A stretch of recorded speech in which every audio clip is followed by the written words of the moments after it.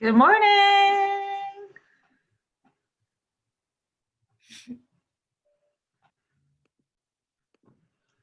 And Alex and Liz, can you all see the participant list once folks are in? Yeah. Are you able to admit people in, or is that only me? Yeah. Cool.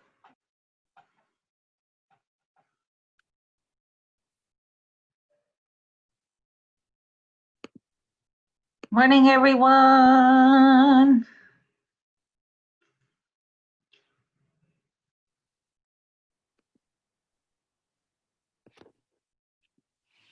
Good morning, good morning. Happy Tuesday. Happy first Tuesday of summer bridge. Yes. Yes.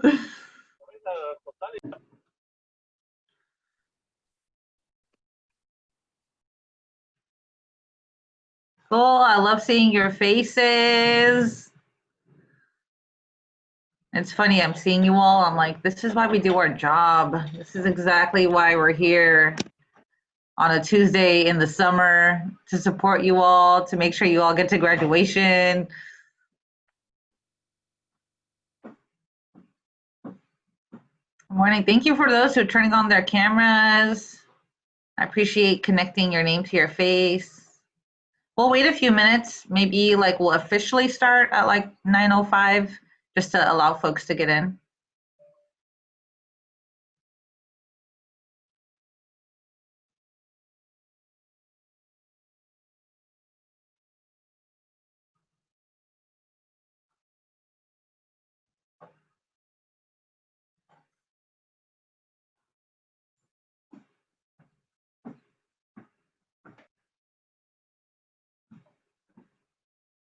Is it difficult to get up at 9 a.m. or are you all feeling okay about this time? Let's do it this or this. Is it okay? It's hard. It's okay. Okay, so we got mixed reviews. All right, all right. Oh, Alan, very difficult. Yeah, I get that. Thanks for using the chat. Feel free to use the chat. Bridge leaders Liz and Alex will help us manage it. If I'm like in the middle of a talk and we're using the chat, they'll help us manage it.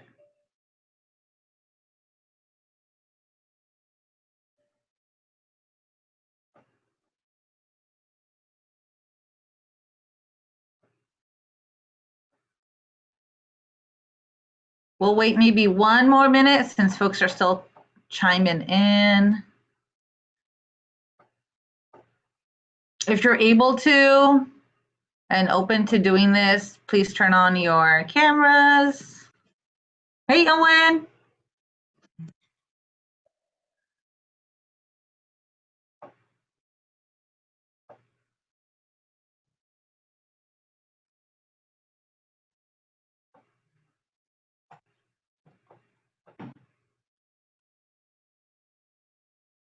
Y'all, I feel like it's first day of school jitters.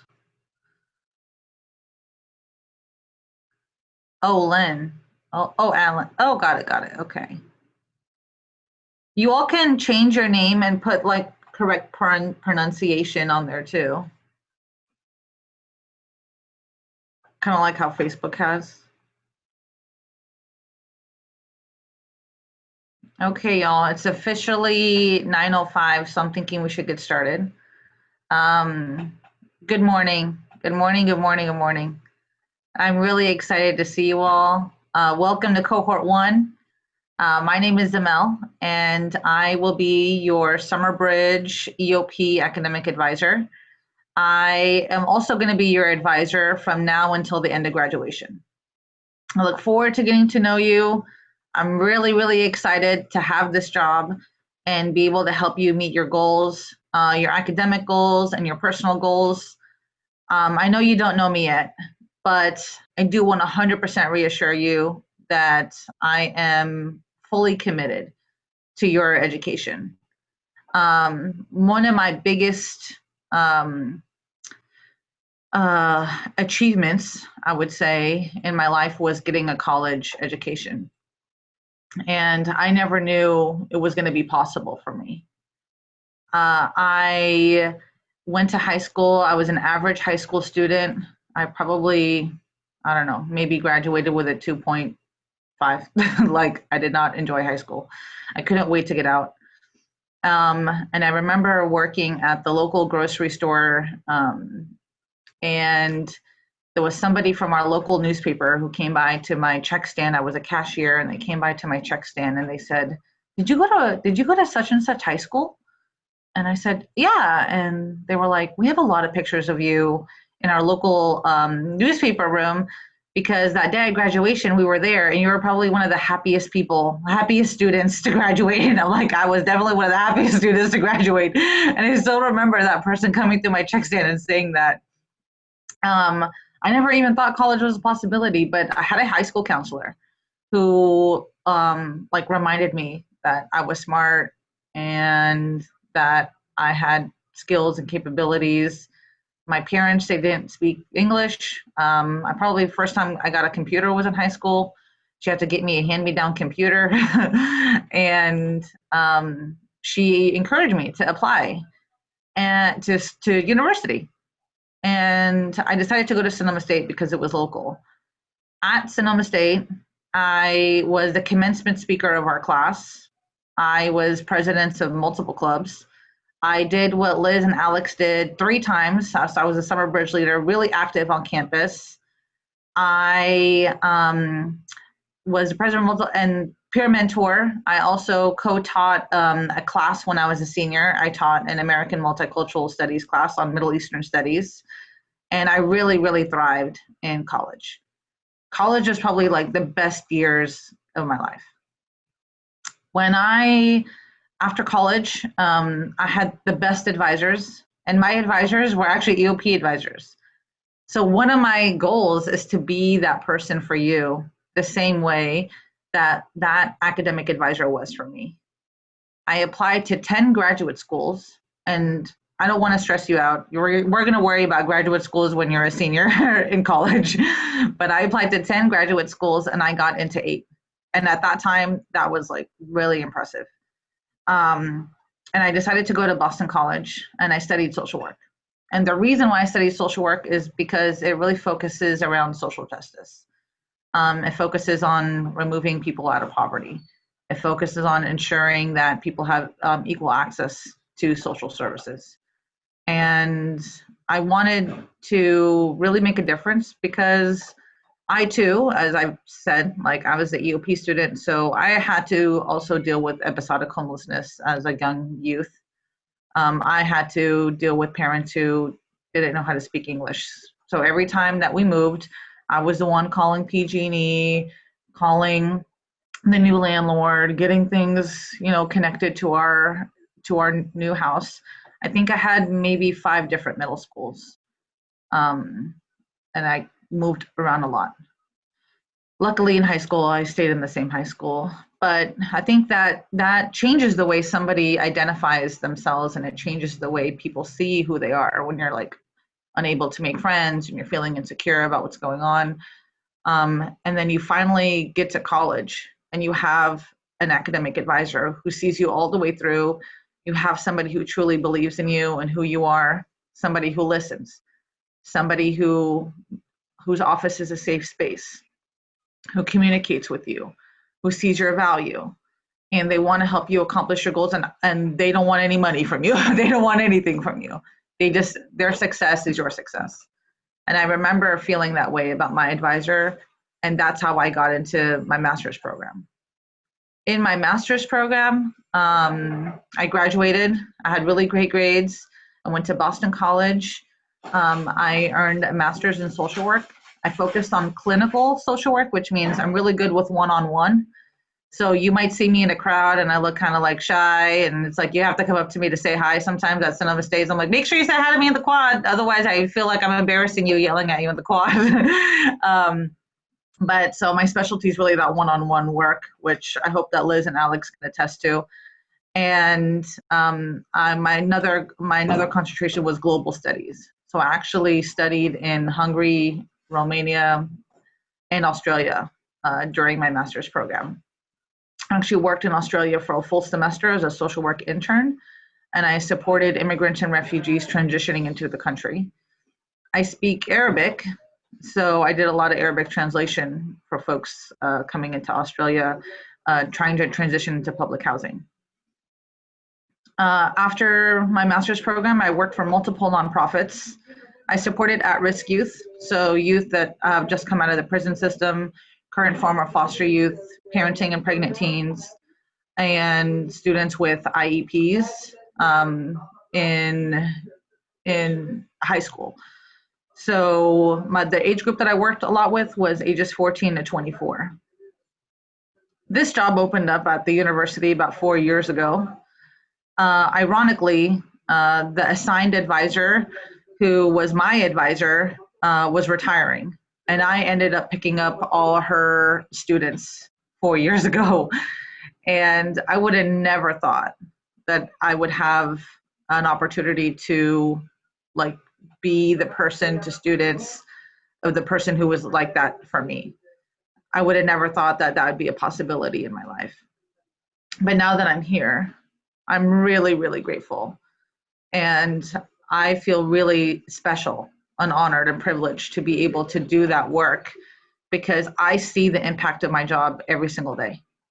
Every single day. Even those who came to see me yesterday during drop-ins, it's like, man, we really made a connection yesterday and just today. And that student felt really confident about like their major and what their possibilities are at the university. And I usually end my sessions like, did you get everything you needed out of our session today? They're like, oh my gosh, I got everything I needed and more. And so that makes me feel like, wow, I'm really on the right track. Like I really, really care about you, and that it comes through, and students really give that immediate feedback. And so, sorry, I had to mute somebody. And so I want to share a little bit about myself. I wanted to share a little bit and just let you know, like I had to go through my own transformational journey. You don't have to come into college feeling like you had to be like a 4.0 student, and you don't have to feel bad for being an average student or not a good student. Basically, we're starting fresh. We're starting fresh right here. And in this Zoom room, these are going to be the same students that you're going to get to know for at least your first year. So for your first year of college, you'll have each other and you'll have me. And that's a pretty important thing to know, because a lot of students, well, most of the freshmen go through a 2-day orientation and they barely get to know anyone in their in these Zoom rooms. But for us, we get to spend a full week seeing each other, talking to each other. And what's special about EOP is that we're going to have at least 2 classes with the same folks that you all are meeting in this room. So that's going to be pretty awesome, because you don't have to start freshman year trying to figure out how to make friends. Basically, we're already here. We already got, you already got friends. You're coming in fully prepared with folks that are dealing with the same issues that you are, transitioning in the same way that you are. And what's even extra special is that typical freshmen who are not in EOP that attend Sonoma State don't meet their peer mentors until they start fall semester. What's great about this group is that you all already know who your peer mentor is, and your peer mentor is going to be Alex. Alex is one of the summer bridge leaders that's on this call. So for those who are assigned to Liz, I'm sure Liz will talk a little bit about Alex and transitioning to Alex as soon as fall starts. So, I mean, it's just pretty special that we get to do all this together. I also wanted to share a little bit. I was an Sonoma State alum, so I earned my bachelor's in psychology and American multicultural studies. I talked to you a little bit about my graduate school program and my work history and how I became an advisor. I wanted to get just a little bit personal. Alex, Liz, and we met and we talked about like, what are the values that we want to make sure that you all see from us, and how can we 100% reassure you that we are here for you? It's kind of weird. It's just like, I don't even know you guys, and now you all want to be here for us. But that is our job. That's our job. And it's funny because sometimes I meet students during summer bridge and I don't see them until like maybe a year or two later. And I see all these crazy things on their transcript and their record. And I'm like, why didn't you come and see me? Like, where have you been? Because I see all kinds of mistakes and you're probably a semester behind by now. And they said to me, well, I figured it was just, pick classes and, pick the right classes and make sure you have enough classes every semester and then you'll kind of get to the end. I'm like, okay, well, see, that's why they hired me. If it was that easy, then you wouldn't have an advisor assigned to you. That's why you need someone to be able to support you until the end, because if it was really that easy, just like pick classes like you were in high school and you barely see your counselor, then like we all wouldn't have tax and state money paying for me and Alex and Liz to get hired right now. But the reason why we're hired is because this is student feedback. Our three primary goals is to make sure that you have the highest GPA as possible, to make sure that you actually graduate on time for your graduation, and to make sure that we retain you. It's called retention. You'll hear that word a lot, from freshman year to sophomore year to junior year to senior year. So that's our three primary goals. And if we're not doing that job, then one, they won't hire us, and two, they won't need us. So please continue. Like we're speaking the truth. This is honest. Like we're here being honest and wanting you to know like what our intentions are in terms of supporting you. But we did talk about me, Alex, and Liz met. We wanted to talk about like what are the overarching things we want you all to know. What's our overarching like values and philosophy? And one of the biggest things that come up in our meeting is that we want to make sure that we're honest with you about what we can and can't do, being able to tell you the truth. And if we don't know, we'll figure it out together. Obviously, this is like a new Zoom experience, so we don't know everything. There's going to be some tech issues. Even some of you addressed it this morning. Y'all were like, what Zoom room do I go to? I'm like, oh, shoot, I got to edit that. So like, it's still new. So I'll be patient with you and you can be patient with me. So I just wanted to kind of say that too out loud. I also wanted to mention that this is an inclusive environment. So which means that we accept you for 100% who you are. If you have like name and gender preferences, if you have any kind of preferences that you want us to know about, we're going to accept you for who you are. The preference is that we speak to you in the way in which you'd like us to, and we acknowledge you and say your name in the way that you want us to. We'd also like love the cameras on. That'd be a good like starter, just so I can put like names to faces as much as possible. If your cameras can't be on for whatever reason, some people are like literally like they're outside doing work and they're doing stuff and they're actually at work with their headphones on. Some students have already texted me like, I'm actually trying to make money and I have my headphones on, trying to listen and on everything. If that's the case, just let your bridge leader know like why the camera's not working, just so we can make sure that, we're all respecting each other. We definitely don't want to be in a Zoom room with everyone's cameras off and one person's cameras on. That's kind of awkward. So like as many cameras on as possible. Really our biggest thing is we want to make sure that vulnerability is a part of the conversation. And what that means is that when you're honest, sometimes you give away a lot, and we want to make sure that we trust each other with each other's honesty. And when you do that, you're actually vulnerable. So that means like you're even more open than you probably would have been with a different group of strangers. And so I wanted to start off by sharing some vulnerability too with you all. And I see some chats, so maybe Liz and Alex can manage this chat for me. So I wanted to start off with a little bit of vulnerability for you all. And the question I know that even your English professor asked during academics was like, what's your why? Like, why are you, she asked something similar yesterday, like, why are you in college and why are you doing this? So I'm going to do something. I didn't do a PowerPoint, but I'm going to kind of open up something here. Let's see if I could share screens. But I'm not usually Facebook friends with students. It's like a boundary of mine. It's not like there's anything extra private, but I wanted to open up my Facebook and kind of show you my why. I feel like it's a good reflection of me. I don't have Instagram. That's how old I am. But my students have asked me to please do Instagram. But but during my um, during my college, during grad school was probably one of the hardest things I've ever done. It was like super hard. But I got through it, and you're gonna get through it. My biggest encouragement for students who actually get through um, undergrad is to go back to school and continue expanding your education. I am a big sister. Let me show you that picture first. I'm going to show you the most recent picture, which was just 2 days ago. Here we are. This is why we're in Zoom. we have to social quarantine. I'm a big sister of two younger brothers.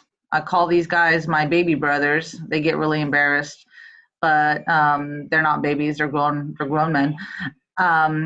But they too went to college. They too went to Sonoma State, and I was the first one. I'm the only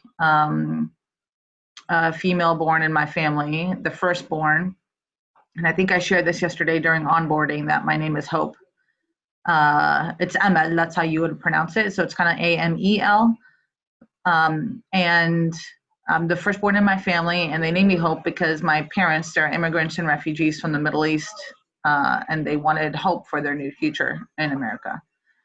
This is my brother Abe and my brother Joe. All the stories that I told you about all the hardships that we dealt with and the barriers for us to be successful is a thing that we dealt with as a family. This is my mom. And we got through it together. So I was the first one to attend college. After that, my brothers attended college. We're all EOP students, and we all graduated from Sonoma State. I went to graduate school. My next brother, Abe, went to graduate school, went to Texas Tech. And Joe is actually one of the youngest CPAs and worked for one of the largest financial firms, PwC in San Francisco, when it was one of the youngest CPAs to get his certificate. And usually people wait years to be able to get that certification. So for those who have siblings, cousins, nephews, nieces, neighbors, you are making an example. So that's really my why. It's like, why do I do this? Because people are watching me. I had younger siblings that were looking at me, were curious about what I was doing. They were curious why I was on the computer all the time, my new hand-me-down computer. They were curious why I was driving back and forth to university. And that's why, because at the end, they knew it was possible. And they knew that if they had to encounter boundaries too, barriers to their education, that because I made it, they can make it too. I have another why, and see, I'm showing you everything. And really, you can see like my biggest value is my students and my family. So this is a lot of pictures of my family and my siblings. We're really close. These are my students. Every year we do events. I make sure to take pictures of my students. I love my students. And I hang out with you all after 5 o'clock. I'm really big on doing community events, which you'll see. Since you all are assigned to me, I always like tell my students like, hey, you're assigned to me, so y'all better come to my event. Here are some more pictures of students, me and my colleagues. More pictures of family. Here's my students here. Every year we run a end of the year ceremony where we celebrate the end of the year. And we get dressed up and eat, take pictures. I wanted to show you my biggest why, which is the picture I had up before. So I know you all we just had Father's Day. And to share a little bit, really my biggest why is my dad. He was the one person who believed in me. He motivated me. Usually when you come from a traditional household, it's like, you got to get married and you got to start your life and that's your life, right? And my dad was like, what do you want to do? How do you want to live your life? And so I saw like supporting people and being in college was really a dream of mine. And he constantly supported me, constantly wanted to make sure that I actually met my goals. My dad's no longer with us. He passed away as soon as I graduated grad school. And I remember talking to him And he mentioned to me, he said, the fact that you graduated grad school is actually like him meeting his goals. And like all these pieces are pieces of my why I continue to wake up at 9 a.m. I know students were like, 9 a.m. is hard. I'm like, it's for sure hard. I had a meeting at 8, but I got to remember my why. And a lot of my why is for my family. A lot of my why is for you all, because when you all succeed, it makes me be a better professional and a better advisor. Obviously, as you can glean from my story, is that I'm a first generation professional. So that's what you all are going to be. You all are first generation college students, but as soon as you get a career and a job, you're going to be first generation professionals, and something that your family wasn't able to do. And so I'm still learning. I've been at Sonoma State for 4 years, but I've been a professional for over 10 years in terms of the work world. And so that's technically really not that long. And so I'm still learning. You all are still learning, but I look forward to like starting this new relationship with you and doing a lot of this with you and learning together. And I think that's the beauty of like being in this group.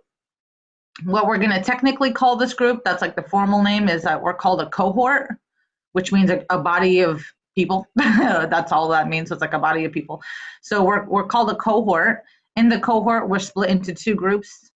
So one group is going to be assigned to Alex to be your summer bridge leader. He's going to be the one to guide you through the summer bridge experience. And the other side of the cohort will be with Liz. Liz is more or less kind of like the senior summer bridge leader. She's done this multiple times. She's actually the mentor to Alex. She sometimes is a mentor to me. She helps me with my projects. So Liz is more or less like, she's not a senior in class standing, but she's the senior in terms of experience as summer bridge leader.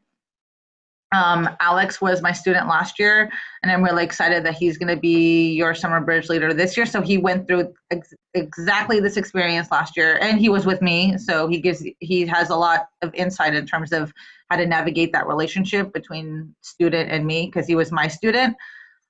So if you have a question like, how do I ask her about this, or how do I approach her about that?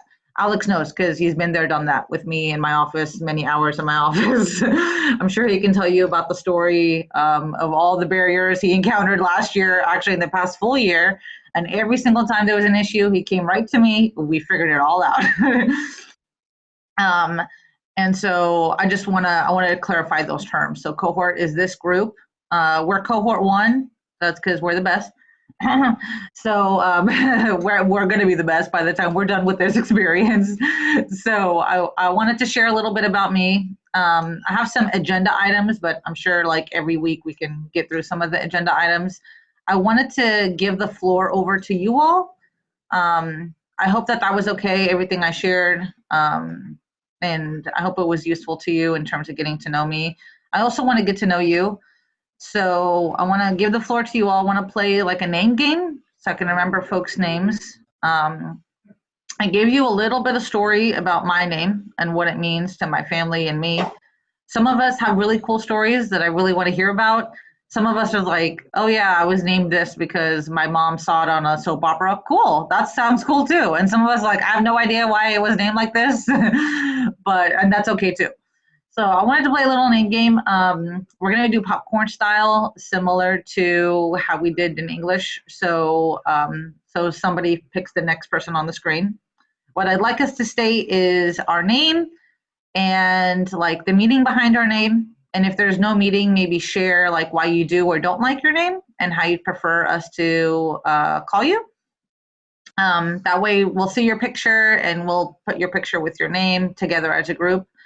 This is actually pretty cool because typically when first day of Summer Bridge group advising, you all are in a circle and I'm still trying to figure out everyone's names. But this is kind of nice because like we get a picture and a name and we'll see this every single time. So I think this will help us transition to meeting each other in person, honestly.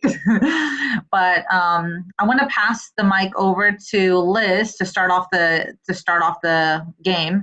And then Liz will go to Alex and then we'll get the hang of it.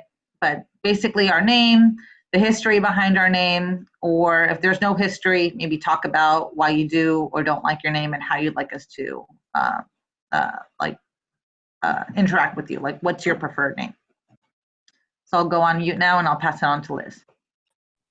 Okay, hi, my name is Liz. Liz is actually just my nickname. My actual name is Lisette, and my mom, she named me after one of her best friends that passed away in high school. So my mom's from like a low income family and like a Hispanic background from like another state where um like it wasn't like the safest, and like her friend passed away due to like gang violence. And so she wanted to like name her kids after people that were close to her. So she named me after her best friend that passed away. And then I just go by Liz because it's just easier, I guess, because my mom also would just call me Liz because like they called her best friend Liz too. So that's why I go by Liz. And I'm gonna popcorn to Alex. So my name's Alex. My first name doesn't really have that much importance, but it's my middle name. My middle name is Riley, and my parents made my middle name Riley because that's my parents met at Fort Riley, Kansas, and I was born in Missouri. And like, if you guys don't know, like Kansas and Missouri are super like they're like border, they're right next to each other, and so yeah, so my name is Alex Riley Grandison, and that Riley just comes from where they met because my dad was in the military and my mom, she was raised in a military family. So kind of that was where they got the significance for my name from. But I'm gonna popcorn to Elizabeth. Hi, my name is Elizabeth, and my family is like religious. We're Catholic, so my parents named me after Saint Elizabeth. So, yeah. I popcorn to Emily. Well, my name is Emily. My first name doesn't have any importance. I don't have a middle name, but instead of being named Emily, I was gonna be named Janie, but I'm thankful that I was Emily instead. And I'll popcorn to Rebecca. So my name's Rebecca, and I also come from a religious family. So my family is Christian, and they named me Rebecca because my dad really wanted a name from the Bible. So he chose Rebecca, which means servant of God. And I'll popcorn to Alejandra. My name's Alejandra, and I was named after my dad's mom, my grandma. Yeah, I'll pass on to Grace. My name is Grace. I've never really known any significance about my name, and you can call me Gracie. A lot of people call me Gracie, so yeah. I'll popcorn to Owen. Hi, my name is Owen. I think my name means noble warrior. Before I was born, the doctors noticed some like irregular heartbeats. But once I was born, they realized that I was being an idiot, like, and managed to tangle myself around the umbilical cord. And so that was a relief. They thought I would have some heart problems. I'm a popcorn Ronaldo. My name is Ronaldo, and the reason why my parents named me Ronaldo was because my dad is a big soccer fan, and he wanted me to name me over an old soccer player named Ronaldo. And now popcorn to Aline. Hi, my name is Aline. Aline is an Armenian name because I'm Armenian, and Phelps is a Scottish last name that comes from my dad's side. My middle name is Verkine, which is also Armenian, and I think that was one of my like family on my mom's side that was like in Armenia during like the genocide. So yeah, it's pretty meaningful. And I'll popcorn to Jacqueline. So my full name is Jacqueline, but I actually go by Jackie. I felt that Jacqueline was just not a fit to my personality. my mom just chose it because it sounded pretty and like I think it's French or something. So yeah, but I go by Jackie because I feel like it fits my personality better. Because I feel like Jacqueline is just like this different type of person. I related to a different type of person than who I am. So yeah.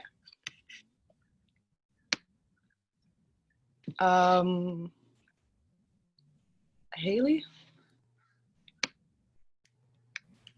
I'm Haley. There's not really a big significance, but my mom named me after a soap opera.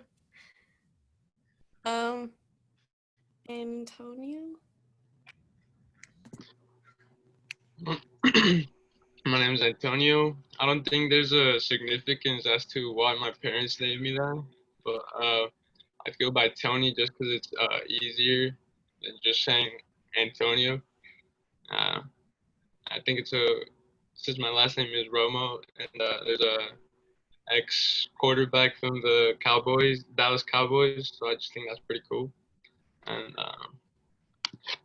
I'll pass it on to Samantha.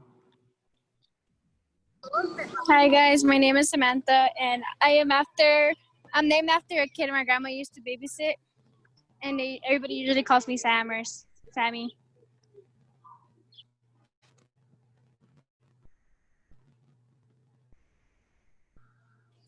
I don't know who hasn't gone.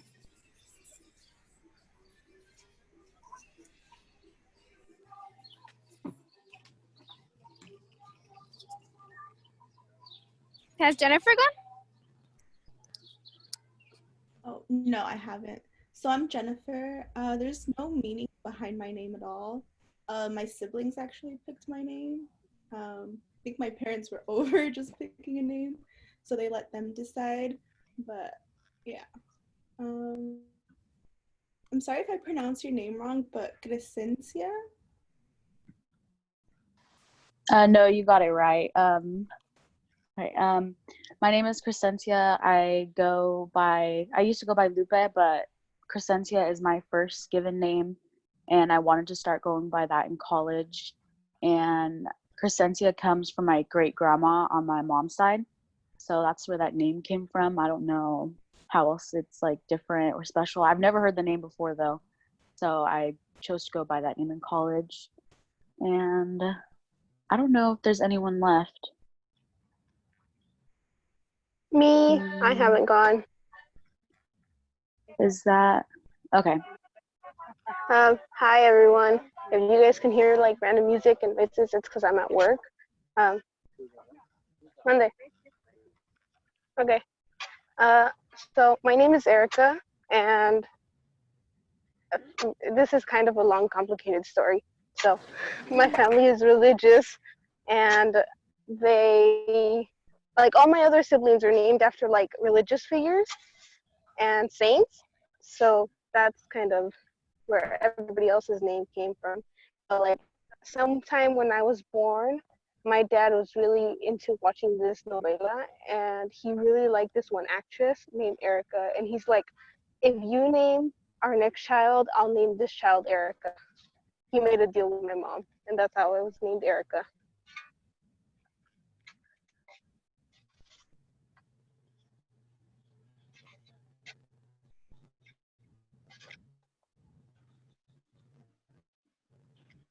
I'm not sure if Erica can see who's spoken. So for anyone who has not shared, Christian, did you share?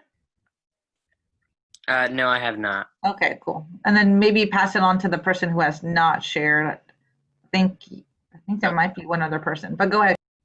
Okay. My name is Christian, and I mean, there's no significance behind it. I think my parents just really liked the name Christian.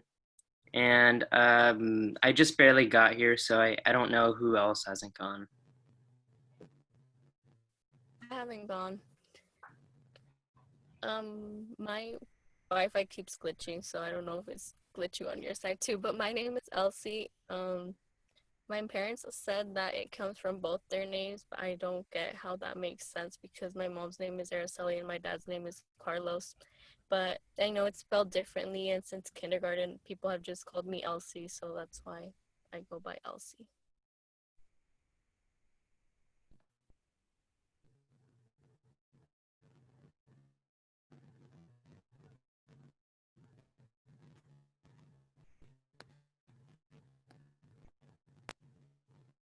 Anybody else who knows that they have not gone?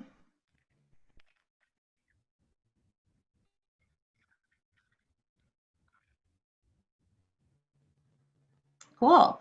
Usually if we were in person after each of your names, I would be saying something like, nice to meet you, Grace. Thank you.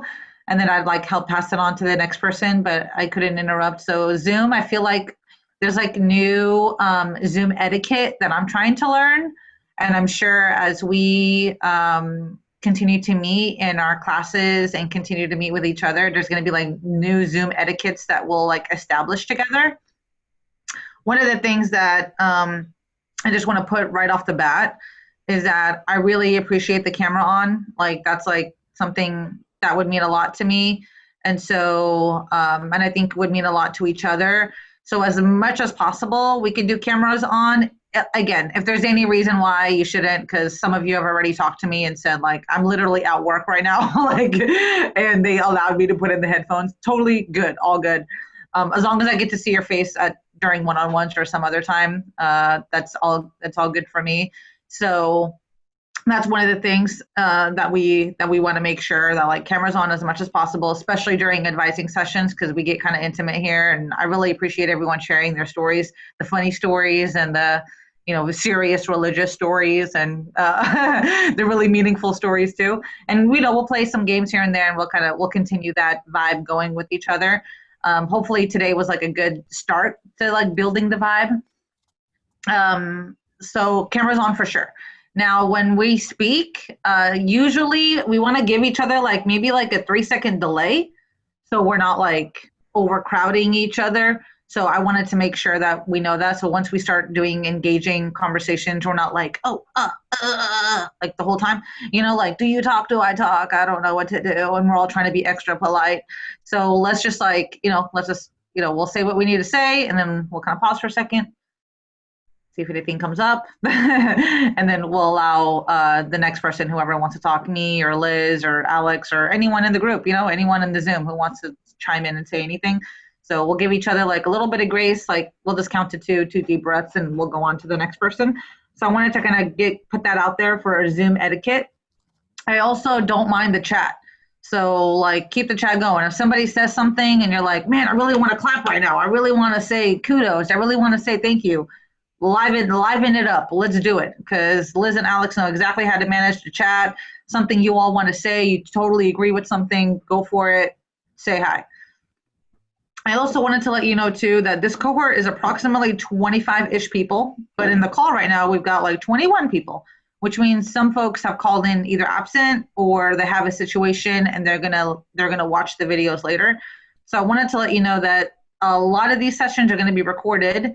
They're only going to be posted on the Canvas site, so you could watch it later too. If you're like, what did ML say? What was her story? I don't get it. Or whatever it was, you can go back to the Canvas site and you can rewatch videos. And for those who don't show up to these live, then they have access to watch the videos. So you're going to see a little red dot on the corner left-hand side if you're on your laptop or iPad.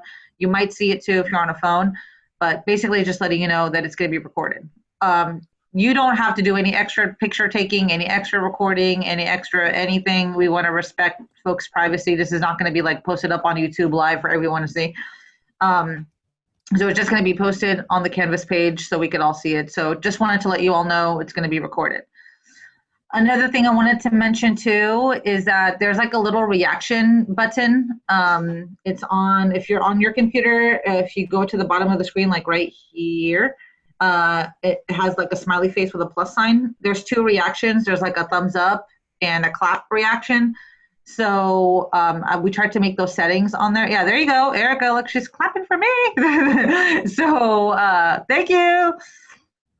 Yeah, so as we're like talking, we'll fill in the vibes, but we don't want to interrupt each other. And the chat is going live. Feel free to use your reactions. That's all good. So I just wanted to make sure we got that practice. I think that was Zoom etiquette as much as we can. Can you make me call? Okay, cool. And so that's as much Zoom etiquette as I wanted us to go over. Let's see here. I talked about that. Okay, so I wanted to talk about Summer Bridge advising sessions. So hopefully by the time Summer Bridge ends, I would have met each of you one-on-one. So it's just basically you and I are going to be in a Zoom room, just chatting it up, talking about life, your goals, how I can help you. I heard from a couple people that I saw yesterday that they were like really trying to take deep breaths and really trying to get ready to see me and talk to me because they were like extra nervous. And one, that makes sense because you've never met me. So it's like having an interview with somebody and you're just like, it's kind of like a blind date. We're going on a blind date together on Zoom. So I totally get why folks would be nervous. I hope that now that you've met me and we've had some time and I've shared a little bit about me, that you wouldn't be nervous. So I wanted to reshare. I'll find it in a second here. I had it up. I wanted to reshare my appointment Excel sheet. Some folks have already informed me that what times they wanted, and so I plugged you all in. And some folks have told me that we're having a hard time accessing the Excel sheet. So for those who are on their computer, if you can go into the chat, go inside the Excel sheet. Are you able to type inside the Excel sheet? Can I get reaction thumbs ups? Just to make sure.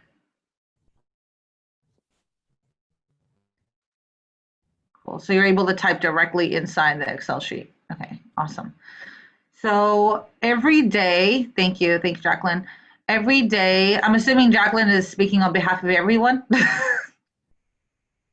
Head nods. Live thumbs up. Is there a live? Can I get a live thumbs up? Yeah? Okay, cool. So let's see here. So on the Excel sheet on the bottom, there's tabs, and those are the different days that I'm available. And then we'll give each other like 20-minute time slots. So if you can go in, I have to download the app. Yeah, some people have to download the app, especially if you're doing it on your phone. You gotta download the app. If you're doing it on your computer, you can just pull it up. It's the same Excel sheet that I sent in the email yesterday. So y'all can go in, let's coordinate some time so we can talk. Every day from 1 to approximately 4 or 5 o'clock, I'll be available for one-on-one time. The goal is to meet with everyone by Friday. That's my personal goal because next week is gonna be registration and we don't wanna spend next week trying to get to know each other. We wanna spend next week focusing on getting the right classes. So other advisors might have different goals in terms of one-on-ones. I really, really, really want to meet everyone by Friday so we can get to our goal next week, which is making sure that we register on time with the right classes with the least mistakes as possible. So try to get yourself in there. If you can't get in there, like let's say it's all jam-packed and we can't get in there, including the handful of students that are missing today, then let me know and I'm totally willing to meet with you after 5 o'clock. So do as much as you can to put yourself in there as soon as possible.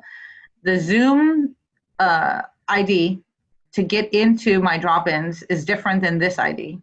So the Zoom ID to get into my drop-ins is on the title of the Excel sheet. Okay, cool.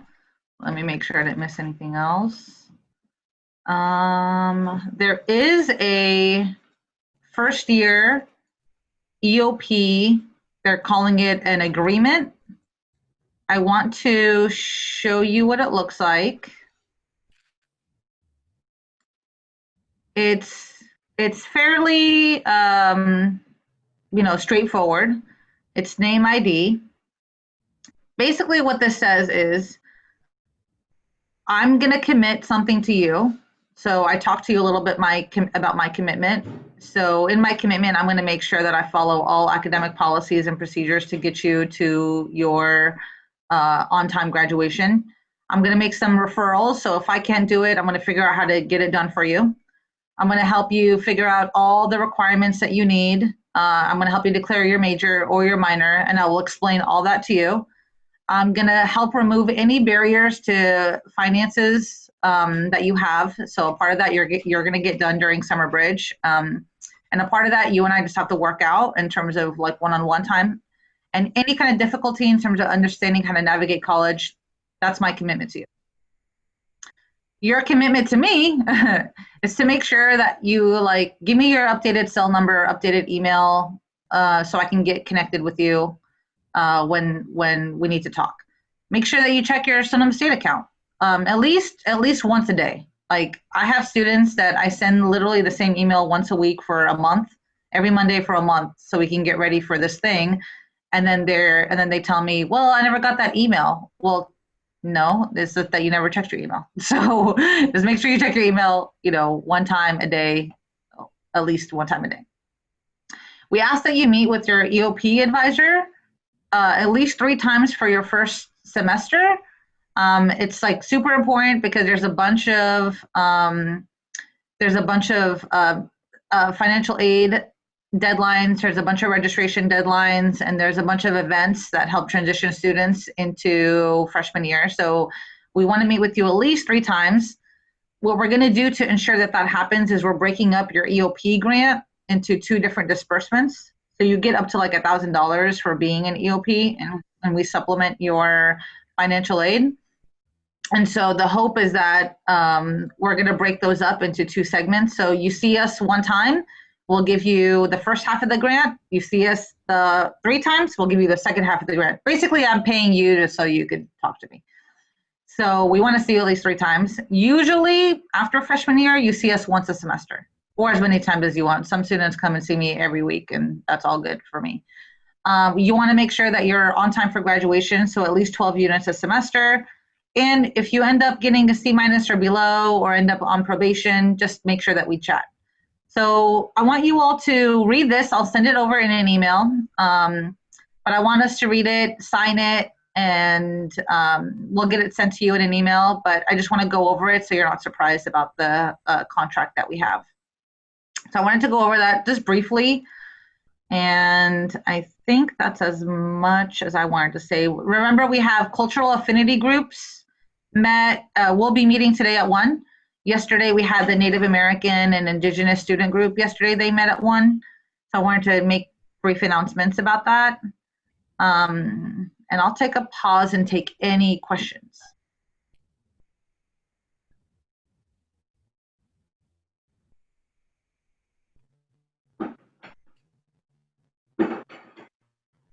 So we're all feeling good? Nice. Thank you. Thank you for thumbs ups. Okay, cool. Thank you all. So I think we're going to take maybe a 5-minute break. Thank you, Ronaldo, Samantha, Elizabeth, Jacqueline. Appreciate it. And then our next segment is going to be the academic segment. I do want to say I really appreciate you all being here on time. I appreciate you all allowing me to share a little bit about my story. Thank you for sharing a little bit about your story.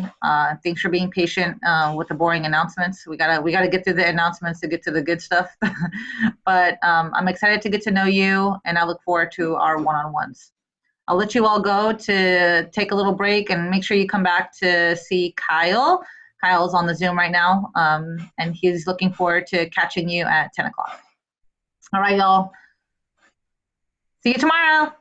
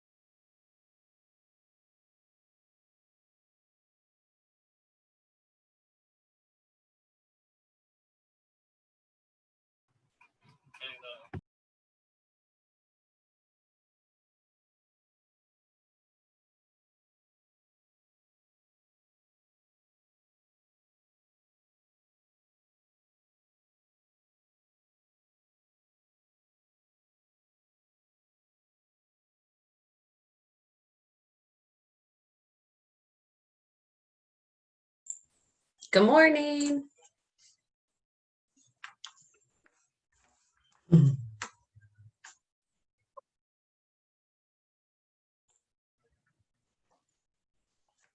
Stephanie, do you want me to make you the host for any reason, or can I just keep host status? You can keep host. I think I'm good. Okay, Thank you.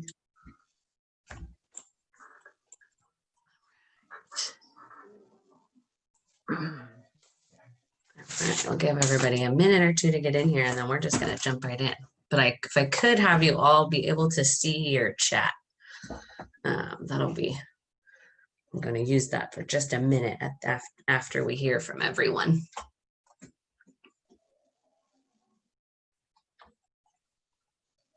How did advising go this morning?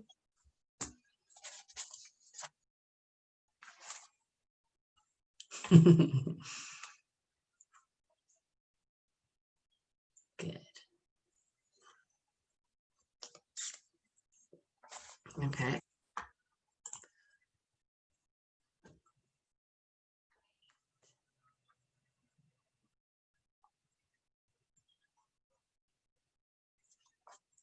I believe this is how many we had yesterday, right?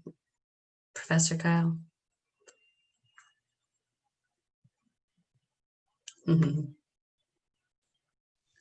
Yeah, we had about like somewhere between 17 and 19 or so. Right. 23 in. Okay. All right, so we will jump in. I hope you all had a great first day yesterday, and we're into day 2. So we are gonna start with introducing ourselves and kind of you can use your free writes as a starting point, or you are welcome to just read a piece, whatever you're comfortable with. And I would love for our bridge leaders, either Alex or Liz, to go first for us, maybe. Sound good? So can you repeat that for me really quickly? Yeah, we're gonna introduce ourselves, like where'd you grow up, or after from our free write. What are the most important people in your life? Just what are you looking forward to about college? Why Sonoma State?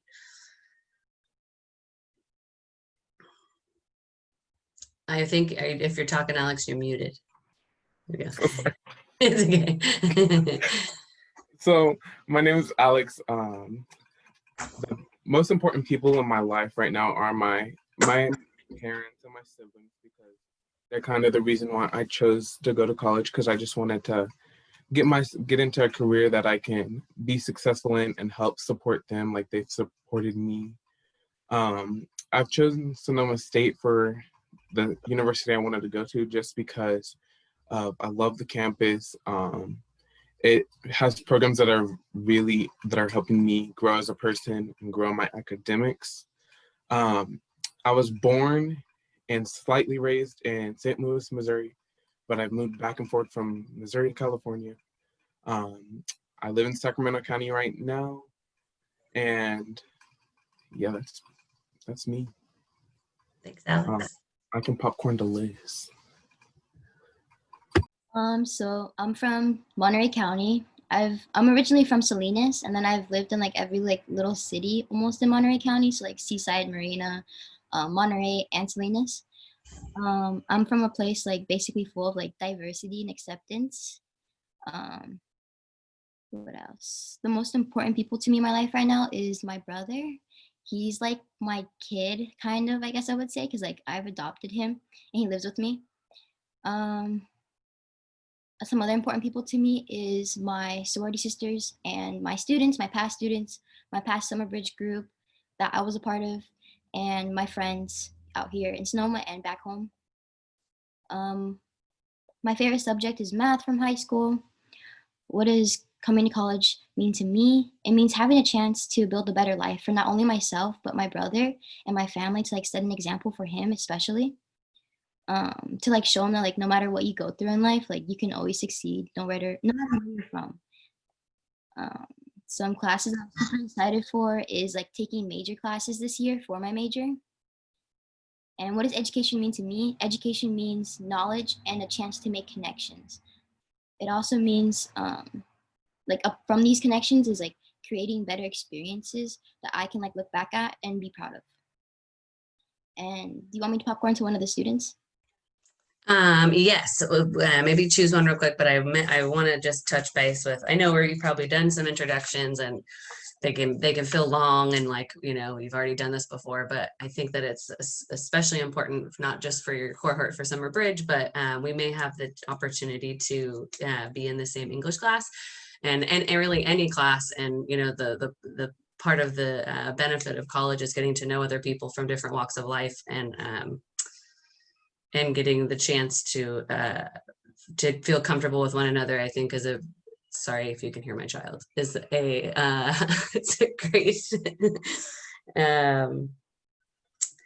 it is important that we are able to share, because especially in a writing class, we're going to talk about things and have subjects that is often deemed like politically incorrect to talk about, right? And for us to feel comfortable with sharing, it's really important to know who's in the room with you.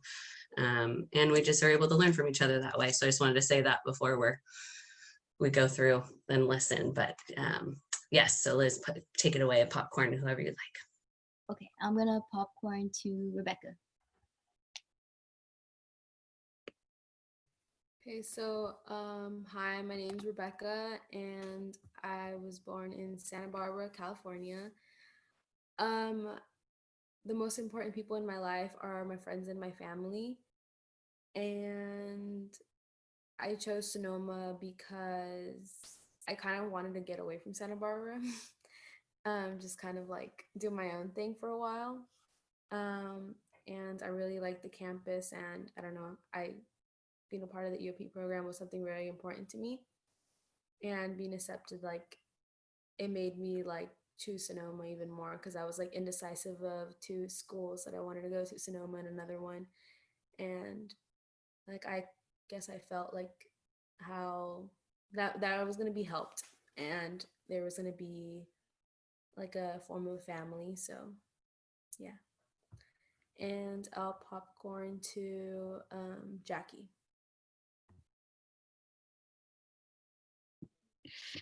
So, hi, my name is Jackie. I am also from Santa Barbara, California. I would say that, sorry if you can hear that. Education importance, is that a question too? Right. I would say getting to college and like education wasn't a really big deal to me personally at first. It was more like something my parents just kind of just put on me and I just follow along. But then like throughout the years and later years in like high school and like junior and senior year, like I really got that it really became my dream. So that's why I felt more accomplished when I was able to come to Sonoma. They were the first school to like accept me and all that. So yeah, it was a really special moment. So I'll popcorn to Owen.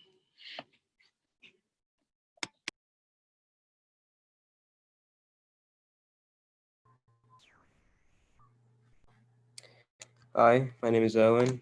I was born in Mexico, in Guadalajara, but I grew up in LA County.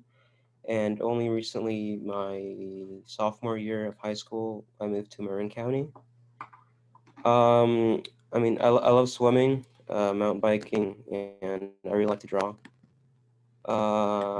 Let's see. What education means to me is, I feel like the more you know, the more you can do. And college is really something that can kind of help you with that. And that's also one of the reasons why I chose Sonoma, is one for like the environment, the community, and also for the student support, something that I really felt like I needed. Yeah, like popcorn to Antonio. So I'm Antonio. I was born in Texas, and then after I was born in Texas, I moved to Mexico. Uh, After Mexico, I lived in Mexico for almost 4 years, and then I moved to where I currently am right now, Petaluma, California. And going to Sonoma State is important to me because my older brother recently graduated from there, and I look up to him a lot. So I just want to follow his footsteps. And then popcorn to Ronaldo. My name is Ronaldo. I'm from Mountain View, which is in the Bay Area. The most important people in my life are my parents and my siblings, and also my grandma who lives in Mexico. I've only met her like twice in my entire life, but I feel like I've known her for my entire life. One of my favorite subjects in school was math. It was one of the schools where I wouldn't feel tired or fall asleep. Not that I fell asleep in my other classes, but and why I chose Sonoma. I don't like Mountain View. I feel like it's too boring. Like I've been living here for too long, and I feel like I'd find the best version of myself somewhere further away. And I'll popcorn over to Christian. Hi. May I read directly from my prompt? Absolutely. Okay. Let me just pull it up.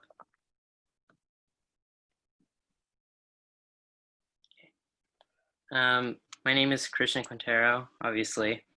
I was born and raised in Napa, California. One thing I learned growing up was to love and respect one another, especially yourself.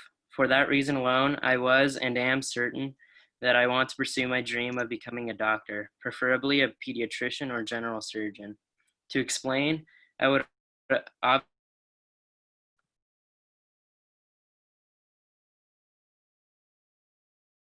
be fun to me. Naturally, I discovered my passion for biology and chemistry. Coming into Sonoma State University seems almost surreal to me. I knew and always planned on attending a university, but I never expected it to be so soon. However, I am more than happy to partake in this wonderful opportunity I have now. I'm confident that Sonoma State will be a phenomenal segue into leading me to my dream. I am ready to learn. And I'll pass it on to Elizabeth.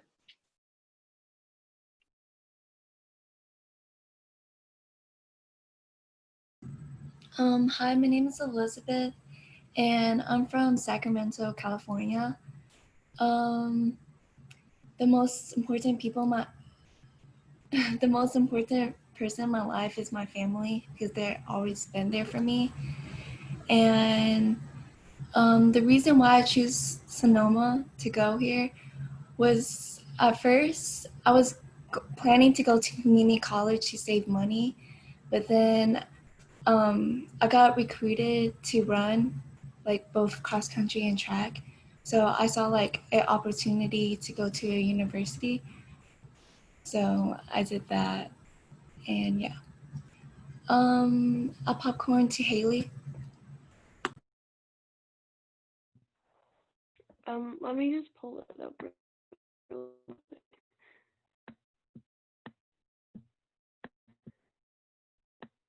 Can you still hear me?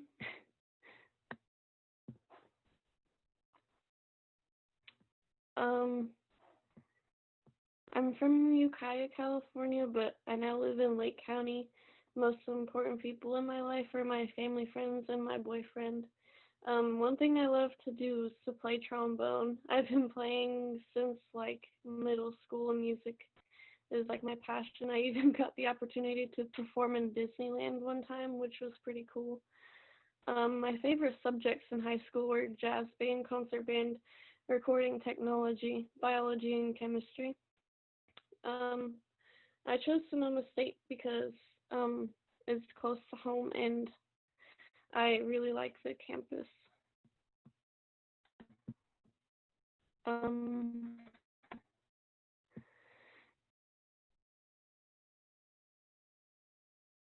Did Emily go yet? My name is Emily. I'm from Marin County, and I picked Sonoma State because it was close to home and I wanted to advance my education. Popcorn, Samantha. Hi guys, my name is Samantha. I was born in Tarzana, California. I moved like many times. I recently just got settled in Somar, California. Um, the most important people in my life are my grandparents and my mom. The reason I'm going to Sonoma State is because of my grandparents. They were immigrants who didn't have the chance to study or get a great job. So that's why I'm going to college, and I'm doing it for myself as well. So one thing I really like doing is traveling. At the moment, I'm in Mexico. I'm exploring where my grandparents were born.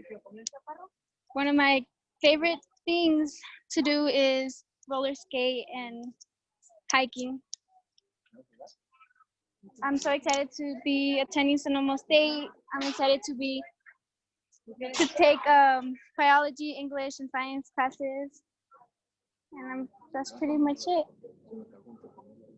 I'll popcorn to Vicencia.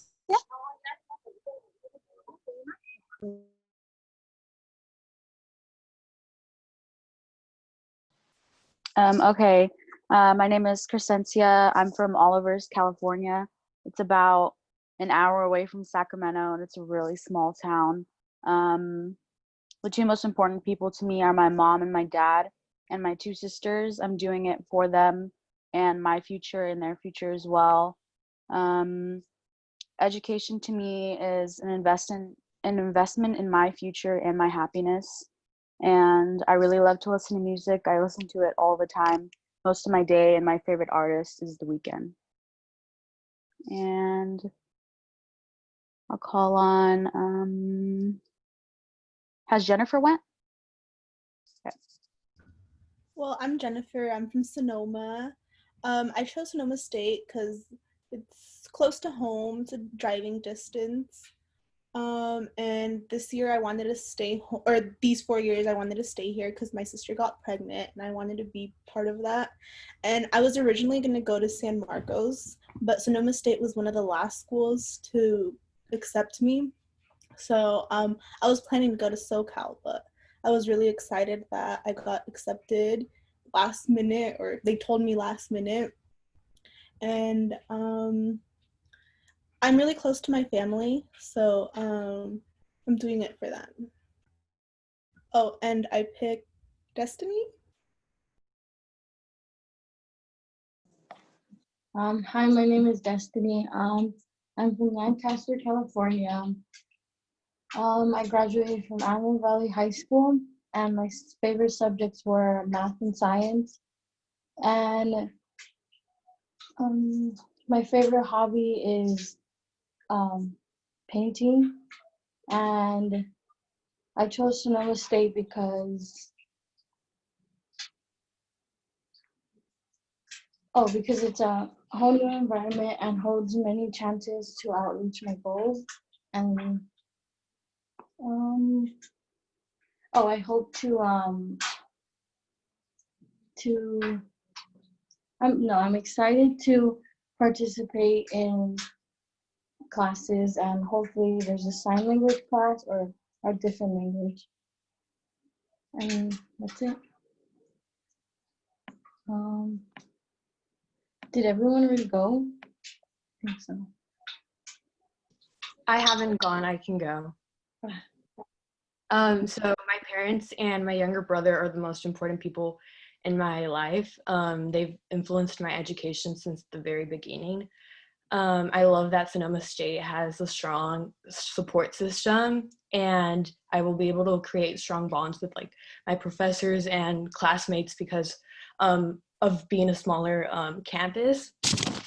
I love being able to work with young children. I took psychology in high school, and I was able to work one-on-one with students, kindergarten students, and I just love how they were always super cheerful and happy. So I'm looking forward to taking social and behavioral classes. Who else hasn't gone? I haven't gone. My name is Elsie. I was born in Petaluma and grew up in Rohnert Park, which is where Sonoma State is. when I was 10, I moved to Mexico and lived there for a couple years. And then because my mom wanted me to like learn the culture and like where she grew up, and I came back, and my mom and my sister are the most important people in my life. My mom's hard work and my sister as a role model are the reasons why I'm attending Sonoma State. Um, Things I like to do, I enjoy the outdoors. I like hiking and swimming, and um, I recently got into painting too. I chose Sonoma State because I think it's an opportunity for the opportunity I need to reach my educational goals and gain the knowledge I need to move in the right direction to someday become a, a neonatal physician or a child psychologist. And I popcorn to has Aline gone? No, I haven't gone yet. Okay. So I'm gonna kind of read off mine. My name is Aline.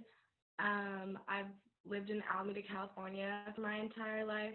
I have two siblings that, older siblings that like, my sister's in the Coast Guards, and she just actually graduated class of 2022 from the like academy. And I have a cat named Prince, and I'd say the most important people in my life are my family and friends that like support me, and I just want to like support them too. And my interests are I play water polo, swimming, and diving, and I've also participated in like dance performances with my school and like musical theater, and like all of those activities are like really fun for me because I like experiencing new things and like being active. Um, so some of like my favorite courses in high school were psychology and physiology because I think it's really interesting to learn about like the human body and the human mind that like goes on in our lives, and we all experience things that we don't realize like why it's happening, and it kind of brings it all together and makes a lot of sense. And since I'm majoring in criminal justice and criminology, I want to like use psychology maybe as a double major. I don't know yet, to like learn about those side by side. And so I chose Sonoma State because it's like not too far from home, and everyone that I've come like in contact with has been so supportive and like has reached out to me and like been really helpful, and I love the campus. And I think like going to college and getting an education for myself is kind of just like holding myself, it means like holding myself accountable for like work and like doing things even when like I'm not motivated, because I think that's really important, and like it can be easy to just not like work hard. Anyway, yeah, that was a lot. Did anyone not go? I did. Um, I'm Grace, and I'm from Los Angeles, California, and I've been here my whole life. A few of my favorite things to do is I like to draw, and I especially like to watch. I watch a lot of films growing up in like the U.S.'s film industry around Hollywood. And I want to go to Sonoma State because it's a little far from Los Angeles, so I just wanted to get the opportunity to experience a new environment, and it's a really nice area. And going to college will give me the opportunity to prove to others and myself that I'm capable of accomplishing things and acquiring skills and knowledge of the world around me. So, is there anyone else that hasn't gone? Yeah, I haven't gone. Hi, my name's Erica Diaz Ramirez. I was born in Mexico, in Michoacan, and now I currently reside in the Central Valley in Stockton. I like to do a lot of things, like art, all sorts of art. I really wanted to go to Sonoma because it's a little far, not that far, but it's a little far from home, and I kind of wanted to get away a little bit from my family, even though I love them very much. But I kind of wanted to get a little independent, and I really liked how the environment and the student culture of Sonoma is. Yep. Awesome. Thank you everyone for sharing. I will share as well. So I studied English at Sacramento State. Prior to that, I was a nursing major, then a business major, then I took a semester off. And I kept coming back to English despite my family thinking there was no good money to be made. Being a first-generation college student, that was what the family belief was: you go to college to make money. And as soon as I got there, I realized that I was in college to be a conscious thinker and contributor to community. And so I studied English, I think from my love of language, because my grandparents and father immigrated from the Basque Country. It is a small region between France and Spain. And so I watched them really struggle with being able to communicate and getting their point across well. And so I just fell in love with the way that language allows us, and sharing ideas allows us to connect. And I think that's kind of what we all live for, right? For that love, for the trials and tribulations, for those experiences and sharing them, and having the capacity to empathize with each other, I think comes with being able to share the way that we feel. And so I also love being a lifelong learner. And so the only way to do that was to stay at school. And so that's why I am still teaching, or I chose to teach. And I believe that the power of stories and sharing is what drives the world. And so I am very passionate about contributing to other people, learning how to do that well, and finding their passion and their purpose. And so Kyle, Professor Kyle, would you like to share? Or did you share yesterday? Sure, I'm down. So I think I said yesterday that I'm a third generation mathematician, and but I'm also a fifth generation Sebastopolian. So my family's been in this area for a long time. I'm one of the most educated people in my group of friends. And so I feel like along with like education comes a sense of responsibility. And so, helping others in the practice of the scientific method, or evidence-based decision-making, or working within and around bureaucratic systems, that's to me all kind of wrapped up inside of education. When I was 16, I saw the public education system kind of collapsing around me. There was like degradation happening within the structure. Older teachers were retiring, and this new crop of instructors were coming in that didn't have a lot of classroom management experience. So the classes were kind of falling into like disciplinary actions and tardiness, and just like there wasn't a lot of classroom management. So I ended up taking the California High School Proficiency Examination and getting out of high school as a sophomore and going to a community college. Now, being 16 in a community college was really scary, and I remember just trying to figure out like how to be a college student, right? And like how the classroom is supposed to be run, and that there's like twice the workload that there was in high school, and then meanwhile I'm like trying to navigate like juggling part-time jobs, and then the part-time jobs want you to work like 30 hours a week, and how do you do 12 units and 30 hours at work? It was a lot, and it took me a while to kind of find my groove and figure out like how to study as a college student. And but after a few years at a community college, I got to go to Humboldt State and get my bachelor's and get my master's there. And along the way, I had a job working at an after-school daycare for kids kindergarten through 5th grade, and I ran a homework club. And I was like, oh, this is this is what teaching can be like. And then getting a job as a tutor and being like, oh, this is how you can help people get to the right answer, and figuring out ways to teach along the way. So it was kind of a fluid engagement with education. And, you know, after graduating 10 years later of teaching, here I am, and I'm excited to bring you guys all along on the journey as well.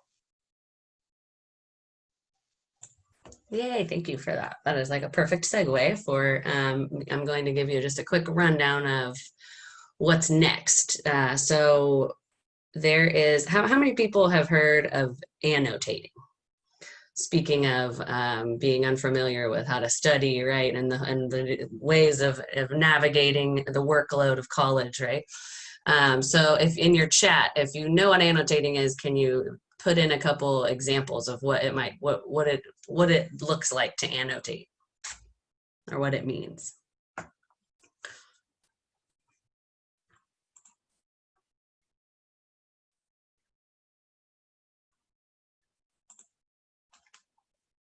All right, so Emily, underline keywords and ideas. Yes, absolutely. What else? Scribble in your textbook like you weren't allowed to in grade school. I love that. Yes. Yes, write your notes, highlight text, absolutely. So annotating, I like to call it having a relationship with your text. Talking to your text, right? Any circle words you may not know, absolutely. Underlining quotes that really spoke to you. Writing WTF in the side, right? When something really strikes you as whether it be amazing or absurd or just anything that react to what the words on the paper said. And so you are going to be asked to do that on the text called A Talk to Teachers by James Baldwin. And I just kind of want to show you, here's my annotated text, right? I have definitely had a relationship with it, right? From different, I love colors myself. And then at the end, I just kind of react. Sometimes you want to summarize. And, you know, and I stress the importance of this because, like Professor Kyle said, there's a larger workload than in high school. And so with all the reading that you're going to be doing, when you react to your text that way, when you have to go back and revisit it, whether it's for a test or to write a paper,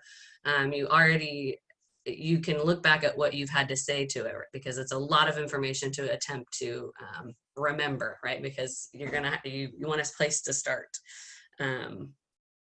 So there is a video on under day 2 for your homework. And so there's 3 things we're gonna have you do. You're gonna watch 2 videos and then read A Talk to Teachers. So I would suggest watching the video on annotating first, and then reading the text and annotating on it. And then the third one, there's a video by Dr. Patrick Johnson, and it's contextualizing the text. So it's kind of it's giving you the circumstances surrounding the time that the text was written. And so I would suggest doing it in that order to get the most out of it. So, annotating, yeah. So that is, I think, all that do you have any questions?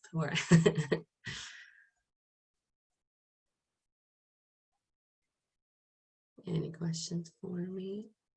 I'm super excited to read this piece. It's a really powerful piece about education and what it meant and what it means and where it's came from. And so next class we will be tomorrow at 10 will be your reading and writing, and we are going to have a discussion. We're going to try to do a Socratic seminar. Has anyone ever heard of Socratic seminar?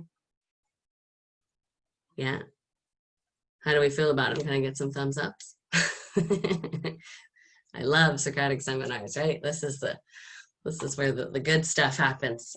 So with that said, though, I would be sure to take your annotating seriously, so that when we come back in here, we're able to get right down to work. Are we taking notes on the video or just the text? I'm more concerned with the text, but the video will definitely give you some some talking points. It almost is in preparation for a discussion, if that makes sense.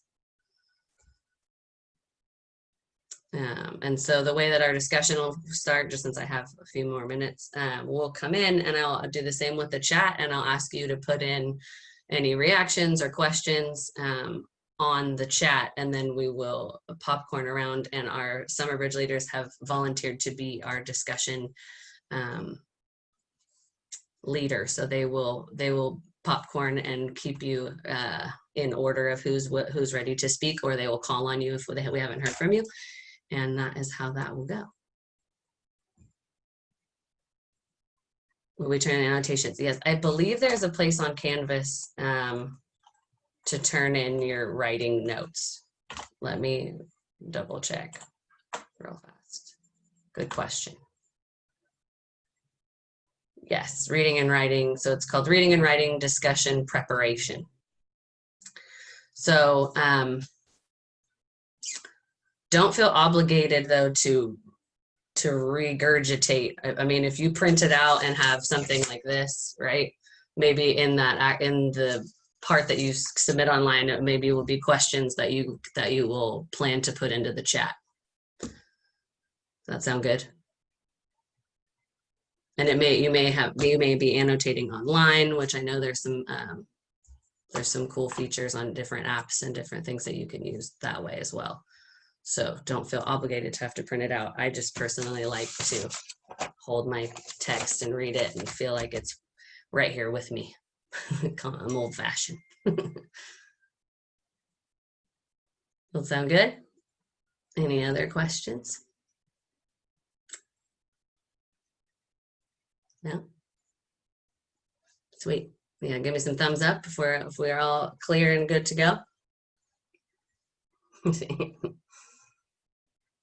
All right. Well, Professor Kyle, I have finished a little bit early. Do you want to maybe give him a break and then start, or? Yeah, in fact, like I know that mine's not going to go for an entire hour too, so I'm going to give you guys a pretty decent break and then just have you come back at 11 o'clock. So I know it's 20 minutes or so, but yeah, that's fine. Just be back here at 11 so we can get started, and we're going to be going into breakout rooms. So if you can get yourself in a position where you're able to be in a place where you can be speaking to each other and maybe even sharing your video, that would be great. And that'll help out with working within the groups in the breakout rooms. So I'll see you guys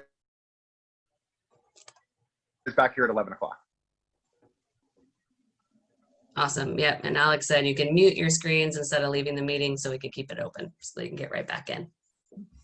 All right. We'll see you tomorrow. I'm excited to chat about this reading. Bye.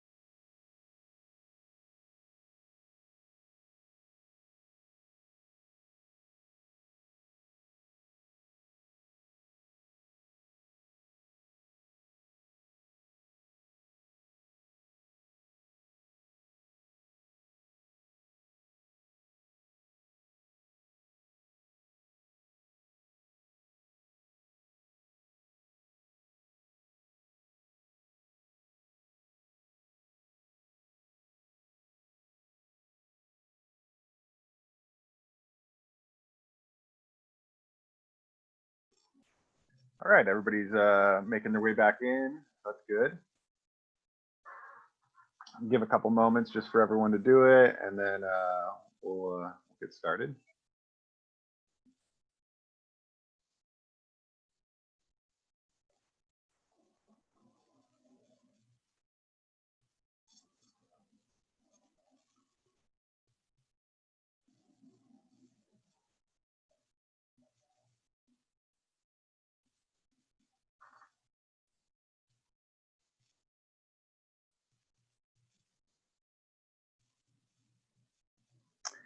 What I'm going to do while people are coming in is I'm going to go ahead and share my screen. And so here I am at our Canvas page. I just want to do a little bit of navigating around and then looking at what we were looking at last night. And then we'll get into what we're going to do today. So you're in Canvas and it's broken down by module. And so last night, what you had to do was scrolling down to the quantitative reasoning homework that you had last night. And we had talked about this yesterday. I had you collect some data on yourself. So you were getting a resting heart rate, and then you were doing this kind of baseline profile of mood states. And then I had you go through this kind of short meditation video. And then after that, I had you go ahead again, get your pulse rate and your profile of moods, and then do some exercise to get heart rate and profile of moods. And so, hold on just one second. I'm just going to go to the participants and just remind you that when you come in, it's a good idea to make sure that you're muted when you come in, so that way you don't get a bunch of feedback coming through. Okay, so this is what I had you do last night, and if you didn't do this yet, that's okay. You'll still have another opportunity to do this today, but it's going to be really important that you get this done because it's going to be part of the data collection process that we're going to be doing. We're going to be generating a survey for all Summer Bridge students, and the first part of that is going to be this data that we collected individually last night. So before I go further, did anybody have any questions about this? Was there any difficulty that anybody had in this process at all? I just want to give you an opportunity to kind of make sure this was okay before we jump forward. So I'm going to look in the chat for that, or if anybody wants to unmute themselves and ask, they can do that too. But that was the kind of first thing that I needed you to do here, was get this data. Okay. All right. So so you've got that. Hopefully you've got it written down somewhere because you will be using that. So I'm going to go back home now and show you where we're at in terms of day 2. So hopefully you're navigating around through Canvas. And so you know, okay, there's our 10 to 11 o'clock session. Here we are in this 11 to 11:50 session. So there's our Zoom link, but there's also click here to get access to what it is that we're actually doing today. So this is kind of like our in-class assignment page. So what I'm going to do is I'm going to send you out into some breakout rooms. And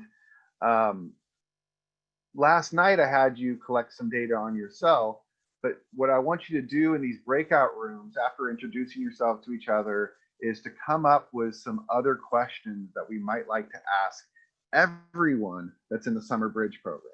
So we want to collect data on everybody, and then we're going to analyze that data in different ways. So some examples I give are, how many miles away from Sonoma State is your home? Or who is your favorite Nickelodeon character? And so what I'm going to ask you to do is try to come up with 3 or 4 questions within your group. And then finally, once you've settled on at least 3 of these questions, then one of you will email me. So make sure you get my email address from either this page, or it's also on the syllabus. So that way, when your group does come up with those questions, then you'll be able to email those to me. So that seemed pretty straightforward. Um, now, I guess before I send you away too, I want to kind of give you the follow-up of what's going to happen after this. So we get these questions, you're going to email them to me. All of the math instructors are going to come together and we're going to create a Google form survey that will be issued to all the Summer Bridge students. And then you'll use those to answer you'll use those questions and answer the survey. So what's going to happen here is that you have some homework tonight, and your homework's going to consist of watching some videos. And then the thing that you're actually going to be doing, though, and right here it says insert survey link, is once we have designed, us instructors have designed that survey, we're going to put that right here in the homework link. And then you can go ahead and put that information both from your pulse rate and profile mood survey, as well as all the questions that all of Summer Bridge comes up with. That'll be in this survey link that'll be located right here. So this aspect is kind of what we're doing today, is this generating the survey. What we're doing in terms of the homework of you watching these videos is kind of more preparation for tomorrow. And so I'll come back and talk a little bit more about these videos and the direction we're going with that. But let's get back to talking a little bit about this collecting of data. So notice the way that my example question is worded here. You notice I'm saying how many miles away from Sonoma State is your home, right? And maybe we're actually interested in something like, well, who lives the furthest away, right? But notice that if I was to ask the question, who lives the furthest away, that's not a really good survey question, right? Because if you were to read that, you were like, maybe it's Michael. Michael lives the furthest away. I don't like, what you're trying to provide is some data that we can then analyze to figure out who does live the furthest away. But you're not asking a question like, who lives the furthest away? You're asking, how many miles away do you live from Sonoma State, right? So this gets into the really good survey questions and how to write a good survey question. So think about that when you're designing these questions. And I'll be bouncing around into the rooms to kind of give you some feedback on the questions that you're coming up with. But another thing I want to kind of mention is the type of data that we're collecting here. So notice in this first question, how many miles, you're going to get some sort of a numerical value for that question, right? And so that's quantitative data. But the other type of data that we look at is, who is your favorite Nickelodeon character? That's not like a numerical thing, right? There's not like this ranking of like SpongeBob comes before Rugrats, right? Like there's not a hierarchical order to them. You can't do SpongeBob plus Patrick equals some, you can't write an equation with that type of data. So things like colors and things that are not numerical in nature, that's what we're calling qualitative or categorical data. So see if you can come up with like a collection of both some quantitative, so some questions that involve numerical information, and some non-numerical information questions, okay? All right, so the idea here, I'm gonna send you into some breakout rooms. Once you get into those breakout rooms, introduce yourselves to each other, and then generate some questions that you think might be interesting to know about and explore deeper from all of the Summer Bridge participants in all of the cohorts. Before I do that, is there any questions? Anybody want to respond to that or reach out, say anything out loud or in the chat before I send you away into some breakout rooms?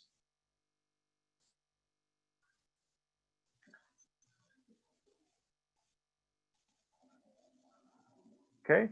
The next thing I want to do is just talk a little bit about how breakout rooms are going to work. Maybe you already have some experience with breakout rooms, but what's going to happen is you're going to get a little pop-up that's going to pop up on your screen inviting you to a breakout room. So you're going to have to actually click on that link. It'll send you to a breakout room. And then I'll be kind of popping around into the different breakout rooms and checking in with you. But then afterwards, I'll end the breakout room session and we'll all come back together and talk together as a full group. So any questions about that process before I send us all away? Okay. All right, I'm going to go ahead and generate these breakout rooms now.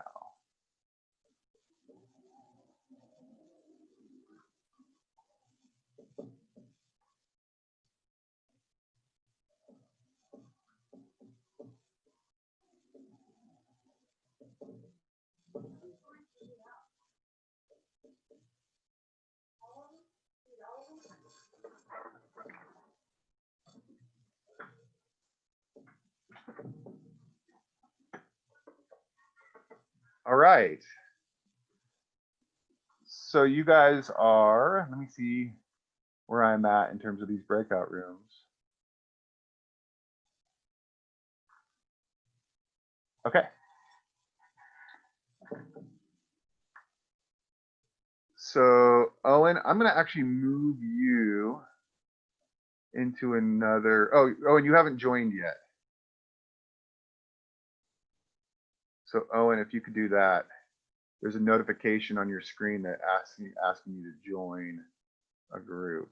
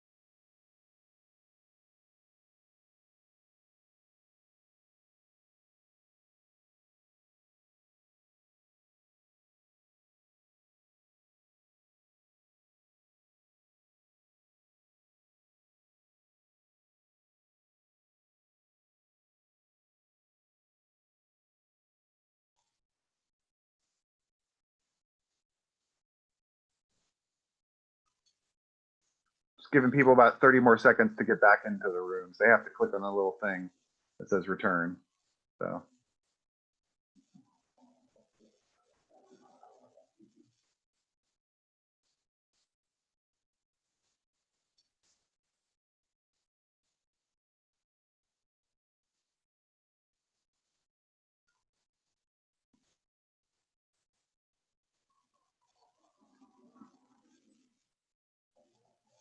All right. So everybody should be back now. Okay, so hopefully that process was pretty painless and you came up with some good questions. And all of the cohorts are doing this. So at the end, we're going to have a whole bunch of questions that you're going to be answering in terms of that survey. So keep that in mind in terms of your like kind of time management. That I'm having you watch about 30 minutes of video that's kind of related to what we're doing tomorrow. And then you're going to have to go through this survey that's all of these questions that have been generated. Now, I imagine that some of the questions you came up with are the same questions that other people that here had come up with, as well as that everybody in all the other cohorts have come up with too. So it's not like you're going to have like 100 questions, right? We're going to pare that down to a reasonable number of questions. But the thing to remember is that we're going to be taking all that data that you collected on yourself last night. So if you didn't do that yet, make sure you do that so you have that data to add. And then the questions that we generated today, you'll see those questions on the survey. Okay. Any questions about that? Everybody got access, was able to email it to me okay? No problems there? Okay. All right, so let me talk a little bit about the videos that you're going to be watching tonight and how that's going to work with tomorrow. Okay. So let me go ahead and share my screen. And let me get back to us. So I'm going to day 2. And I'm going down to the homework for tonight. And what this kind of process of this watching some lecture videos and then doing some things beyond after that is really the direction that you'll see a lot of your instructors at Sonoma State move towards with this remote learning that we're doing, right? That a lot of instructors recognize that students are going to be in positions where they don't always have access to the internet. They don't always have access to being at class at a particular time, other work schedules, things like that. So it's kind of asynchronistic learning where you, on your time, go through and kind of watch a lecture would be like you going to class. So this is like, oh, I have the freedom to now, instead of having to go to class from 2 to 4 every day, I can choose to do it at 9 o'clock at night if I want, right? Because the video lectures are there for you. What it means though is that it takes a little bit of like self-guidance on yourself to make sure that you dedicate the time to watching the lecture videos, because you don't have that kind of like, oh, I have to be in class at 2 o'clock because I don't want to be late, or I don't want to go in, I don't want to walk in class late, or I don't want to be absent that day, right? That takes a little bit of self-motivation to make sure that you get through the content. The other thing is that you'll notice that it's broken down into these kind of small chunks. A lot of instructors recognize that there's this like 10 to 20 minute kind of mark, and that having videos more than 10 to 20 minutes, students just get really disengaged. So that's why you'll see it kind of broken apart into these 3 different chunks. So there's 3 different main ideas that we're learning in this kind of lecture. Is you've got this 5-number summary. So you're going to be learning about what the 5-number summary is and how to calculate, you know, the median and the quartiles and the max and the min. You'll be learning about that. And then you're going to watch a lecture that's about how to create the kind of the idea of outliers, like when is data like not like the rest of the data. So you'll have a little bit of experience doing that.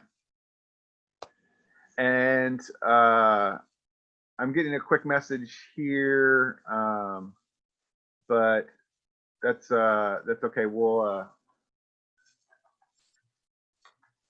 let me just quick reply here.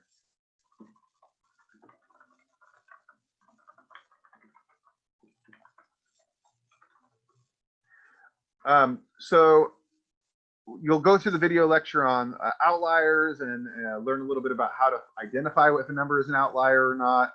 And then you'll start looking at box plots. So this is your kind of lecture for what you're going to be doing in class tomorrow.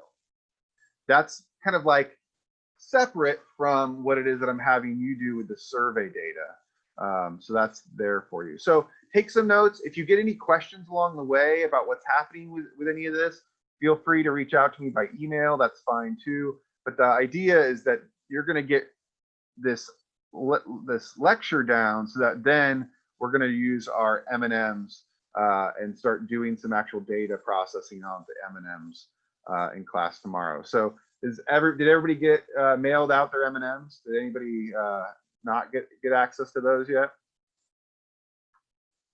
Go ahead and let me know in the chat if you didn't get access to those. Okay. Alex is reaching out. He's letting us know that we okay, good. You got the M&Ms. Good. So this will be tomorrow the opportunity that we can open up those M&Ms, go ahead and figure out what the colors are of each of those M&Ms, and we can start processing some of the data that we get from the M&Ms too. Okay. All right. Any questions about what's going on, where you're going with any of this? You've emailed me those questions. You're going to watch some videos, take some notes, ask me some questions if you have any, and then you're going to, right here it says insert survey link, you're going to see that and you're going to have access to that survey. And I think probably around 2 p.m. is when I'm imagining that should be live. The instructors are meeting at noon. We're going to go through the questions and then we're going to put together the survey from there, and then we'll publish that for you to have access to it. Okay.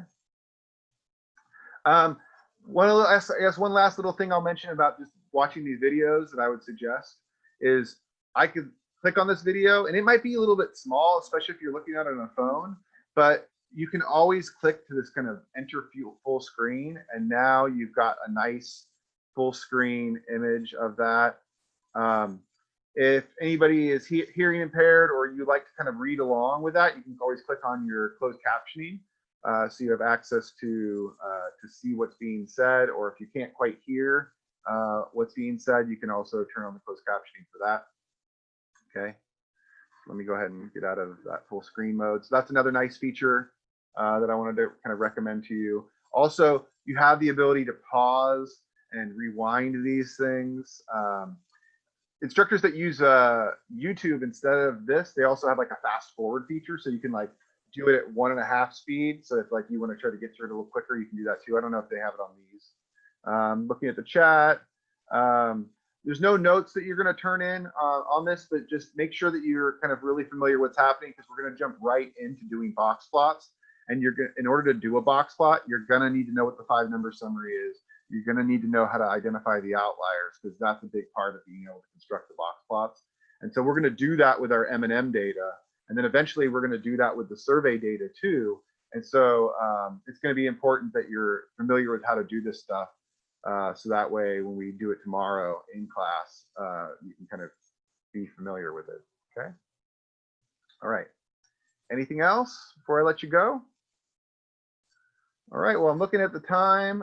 It's only 11:34 now, but I will kind of be hanging around if you want to kind of get started with some of that stuff, or if you have any last minute questions. So I'll be sticking around probably for the next 30 minutes or so just in the room. But otherwise I'm just going to send you on your way to get started with this, and I will and then I guess come back at noon for your next session with your bridge leaders. But that's it. I'll send you on your way.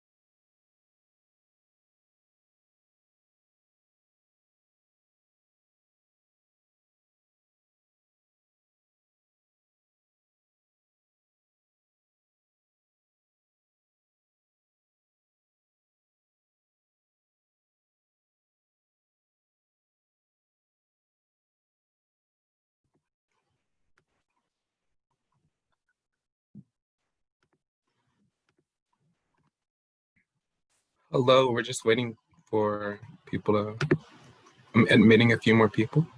Yes.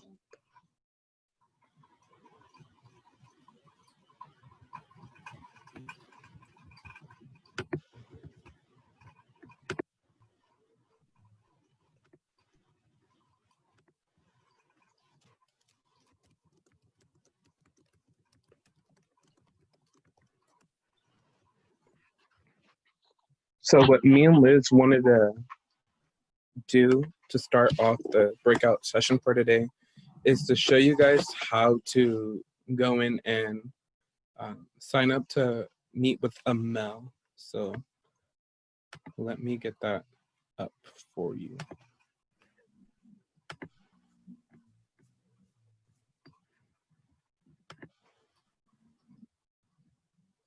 Give me just 1 second.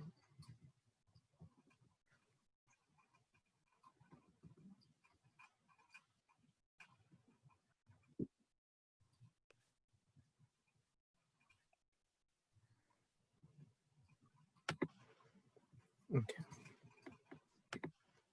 I'm gonna share my screen.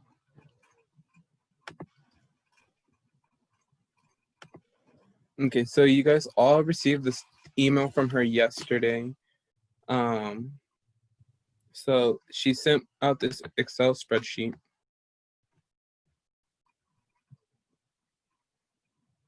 I'm gonna wait for it to load. So when you go onto the Excel sheet, you'll see that on each day, oh, well, you guys are already doing it. Well, good job for y'all. Just like when you go in there, you just pick a time. So say I wanted to meet with the Mel at 1:30 on Wednesday. I'll just go Alex Grandison.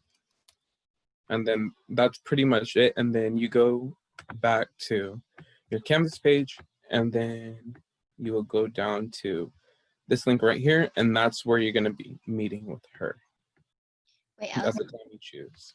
can you go back to that one-on-one page? Yes. Let me move this because I can't.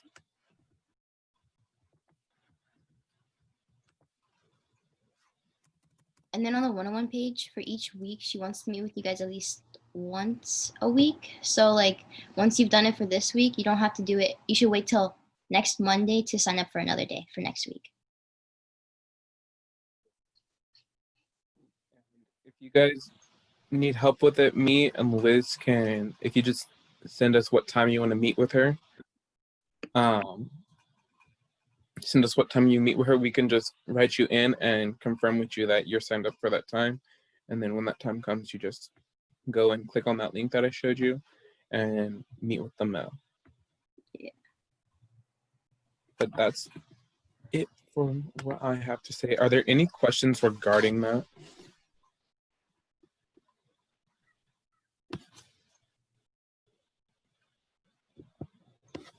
I'm gonna take that as a no. I'm gonna take that as a no. Okay, so what we're basically gonna do now, what is this? Delete.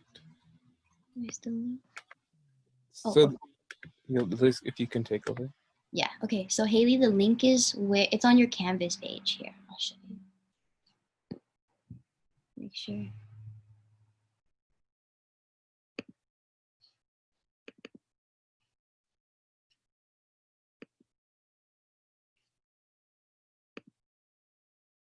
So it'd be all the way right here. And you would just click that link and it would take you to a private like session with the Mel. Okay, so now what me and Alex are going to do, we're going to be breaking you guys up into individual breakout rooms so that you guys can get to know each other. And we're going to be sharing questions in the chat. And so what's going to happen is you're going to have about like 2 minutes to discuss with whoever's in your breakout room with like you choose one of the questions and you talk about that question for about 2 minutes. And it's just for you guys to get to know each other, but more like on a one-on-one basis. So it's not like everybody all together. It's just a quick kind of like get to know you type of thing. And we're going to do that for basically almost like the whole session just because there's a lot of us and it takes, a cool minute to get to know someone when we're talking about a question. And so now we're going to copy and paste those questions in, and then Alex is going to randomly group you guys up with each other. And like me and Alex will also be mixed in too, so that we can also get to know each other all better.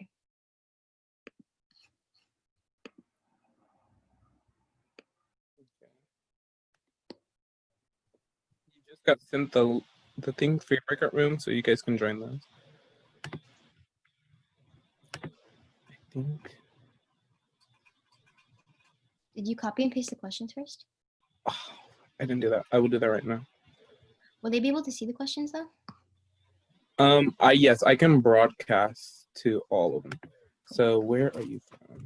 I'm gonna go to the room, okay?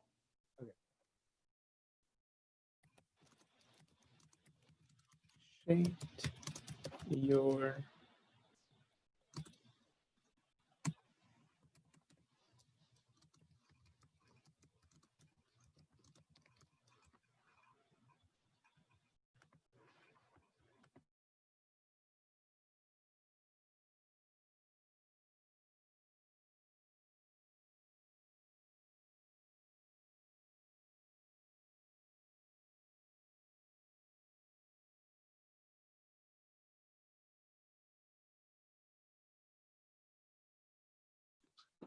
Hello.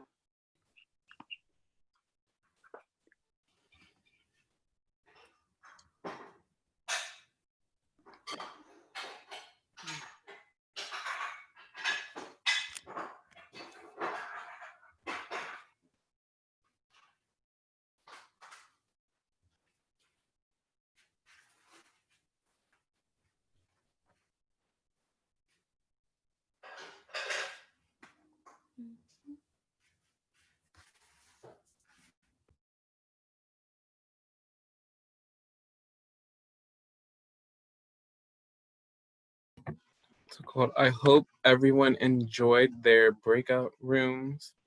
We're gonna be doing new breakout rooms, so just give me 1 second to do those again.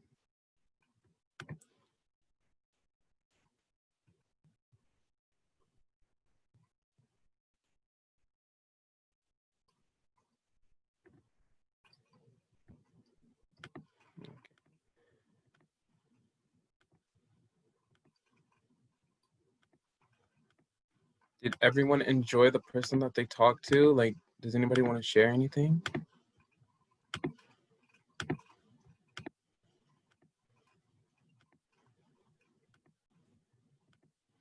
I would say mine went pretty well. Me and Erica got to know each other a little bit better.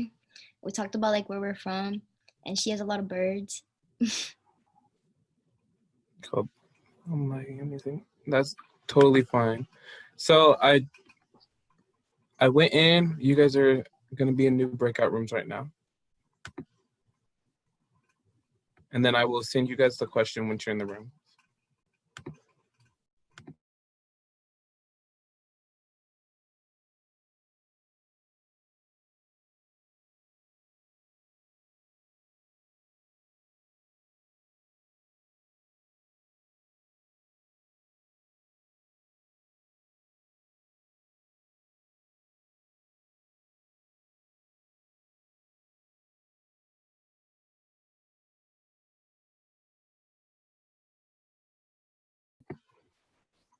Hello, hello, everyone. How was your second breakout room for the day?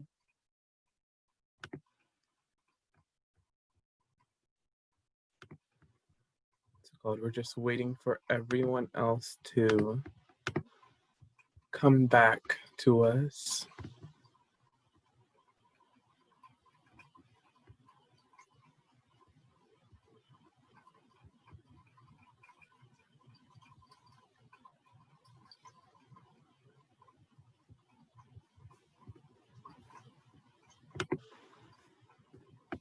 Okay, we're just waiting for 2 more people. Everyone's breakout room's going pretty good. Yeah. Well, I've had some great talks with the first 2 people I've talked to. Love the conversation. Same. It's actually pretty fun. Low key. While I set up the next break rooms, does anybody want to like talk about who inspires them? Going off that last question.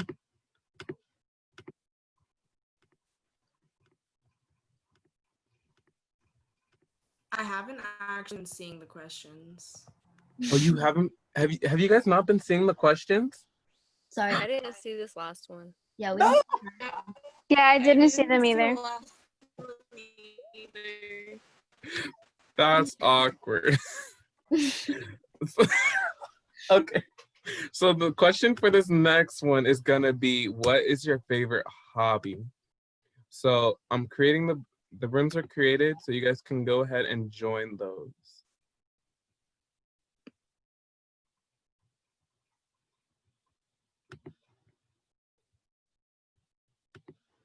Does everyone have two?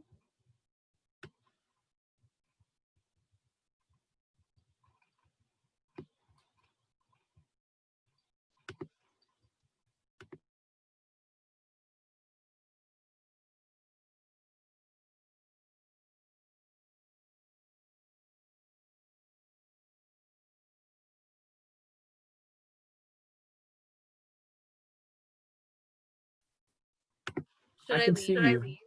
No, it's fine. What's it called? We're actually gonna do new breakout rooms. Oh, okay.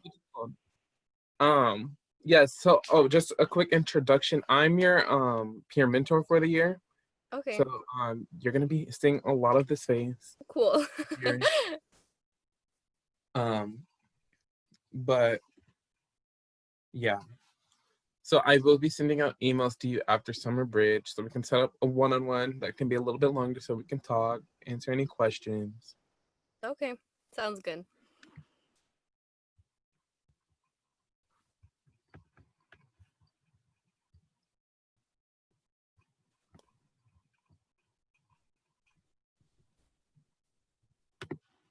Hello, everyone. Can we get a couple of hobbies in the chat? Like, what's y'all's favorite hobbies?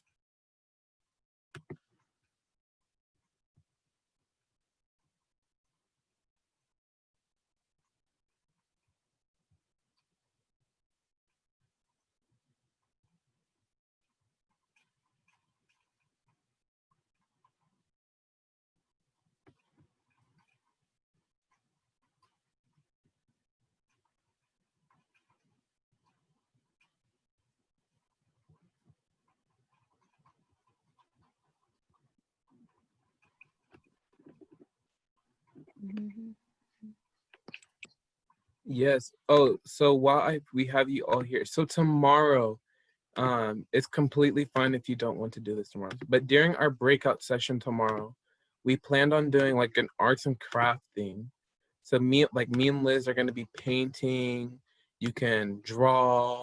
You can like talk about photography if you want. Anything arts and crafty. It's like that's the move. Yeah, Alex is gonna come to my house tomorrow. So we'll be in the same house tomorrow while we're playing during the Zoom call. What's it called? Have a great day to go. Have a great day at work. Yes, good luck at work. What's it called? Make that money. Thank you. Bye. Bye. Okay. So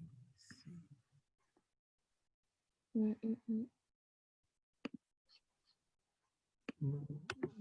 let me. Okay. So everyone should have 2 people. Okay. New rooms were created.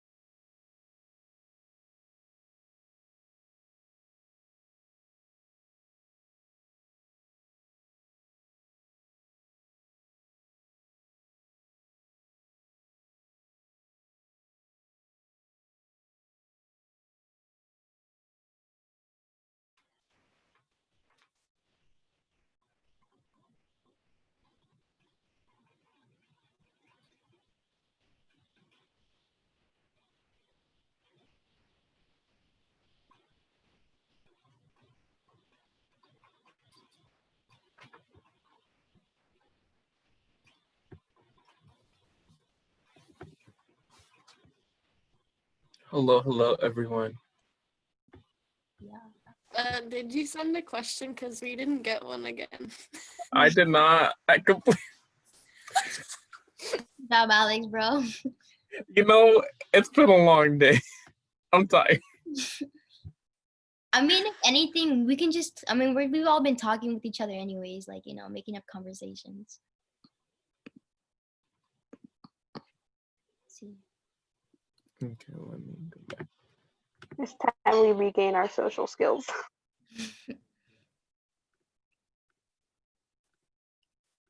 Anyone excited for this arts and craft breakout session for tomorrow? Because I am ready to go.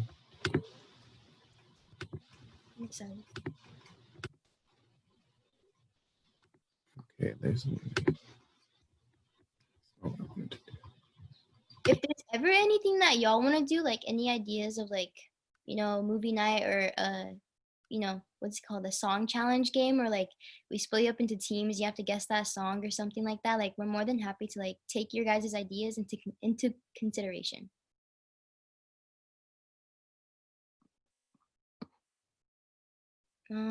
So tomorrow's session for a breakout session isn't optional, but it's optional if you want to paint or draw, like do the art stuff with us. But if not, then like you can just chill and like just talk, like yeah, that's basically. Okay, the question is, what's your favorite song to listen to?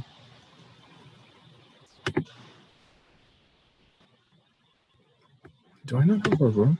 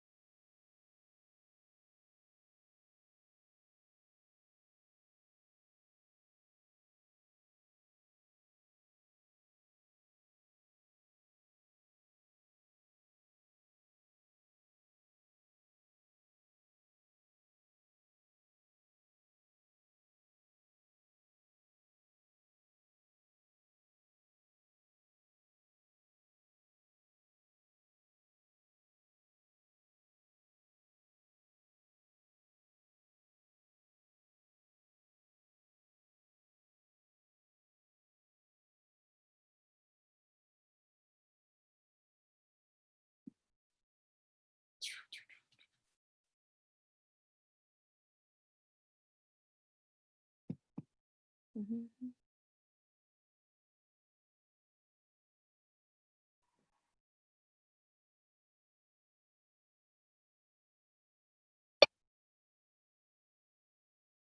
Mm.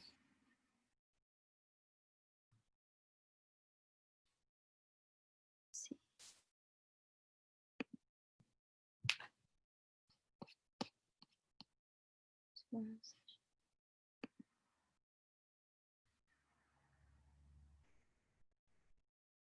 So does it feel like all of you are getting more comfortable with each other? Yeah? That's good. That's good. Sorry, y'all. I didn't know my thing was muted. Oh, you stay doing that.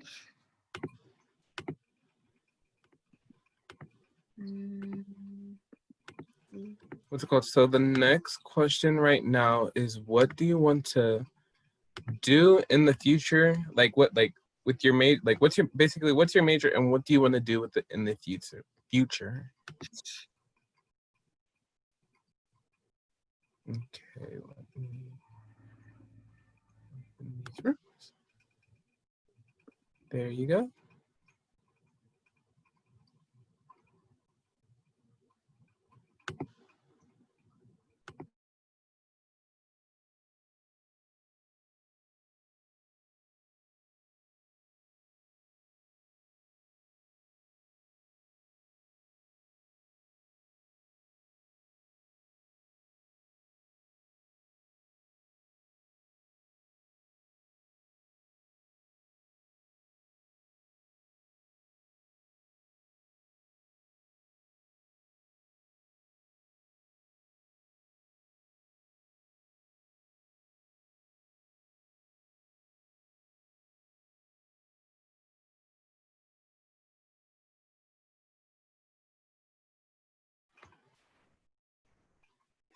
I'm dead, bro.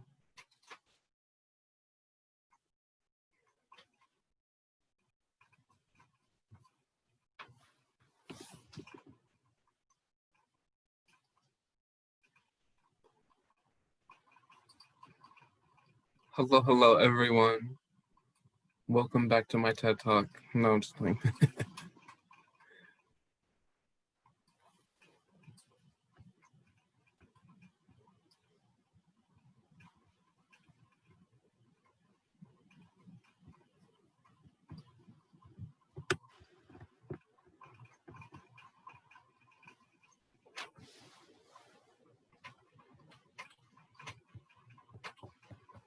So how's everyone's day going so far? Are they enjoying summer bridge? Or like, how's your summer bridge experience so far? Let's see a thumbs up. Nice, nice. Loving it, loving it.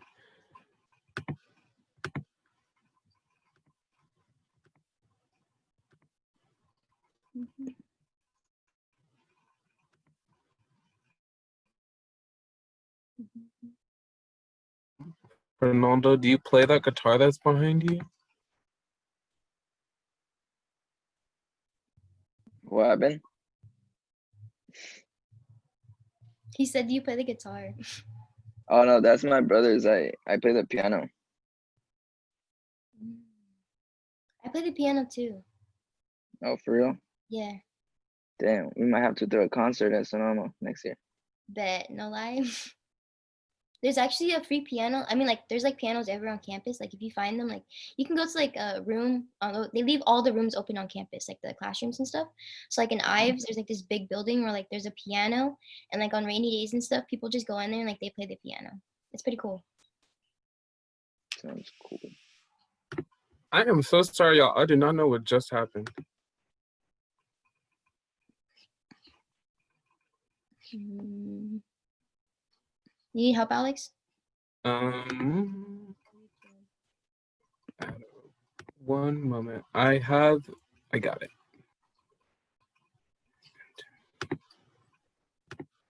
Okay, everybody can go to their rooms now.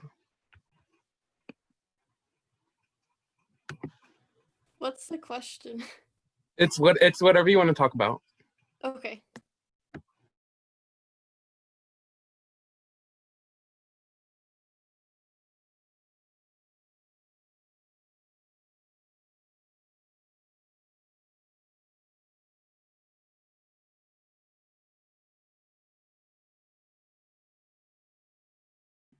Did you make me host, Alex? Yeah. I'm so sorry, y'all. I did not know that you guys were talking. Like, I almost my B. Okay. Okay, you're host now, Liz. I still don't see the. Oh, I see it now.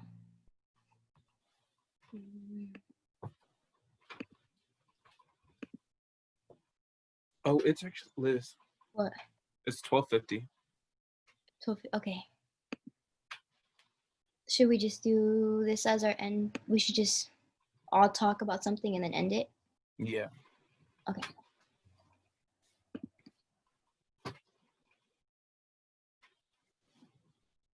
Okay, so for our final thing before we leave all of you, we're gonna go around for everybody to like speak once just about something that they found out interesting from talking to a classmate or another student. Does anybody want to start? Anyone? Yeah? Okay, Erica. I found out that a lot of us like to be creative. Like we like to draw and do art and like play instruments. So that's gonna be fun.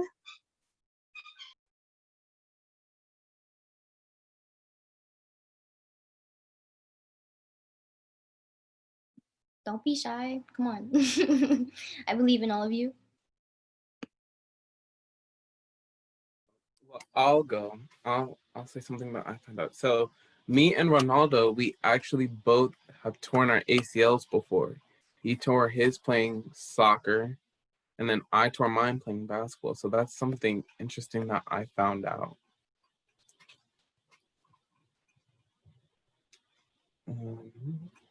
I'm just gonna popcorn so we can finish. Jackie?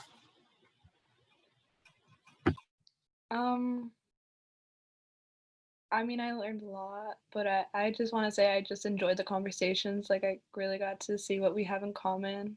Like, I feel like the topic of music, I would probably bring it up more times than like the actual question. And then I feel like that's where we connected, where I got to see a lot of people's like interests and all that. So I popcorn it?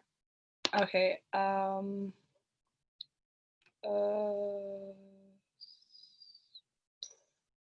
Elizabeth?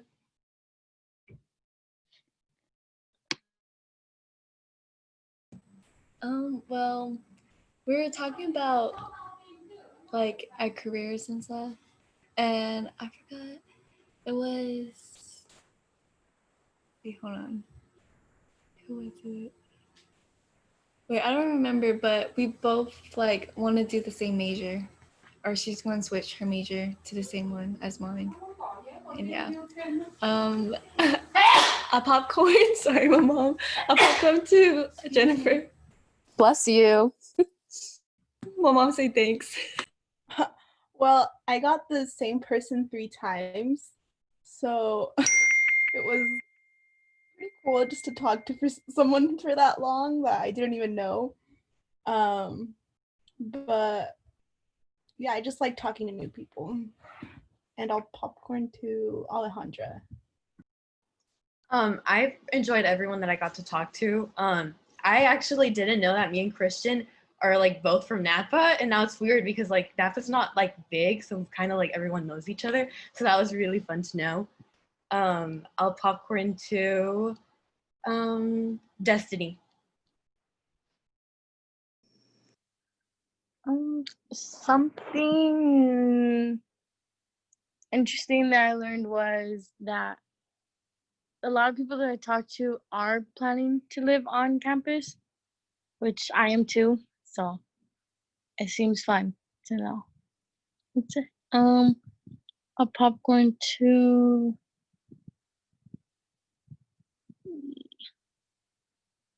Owen.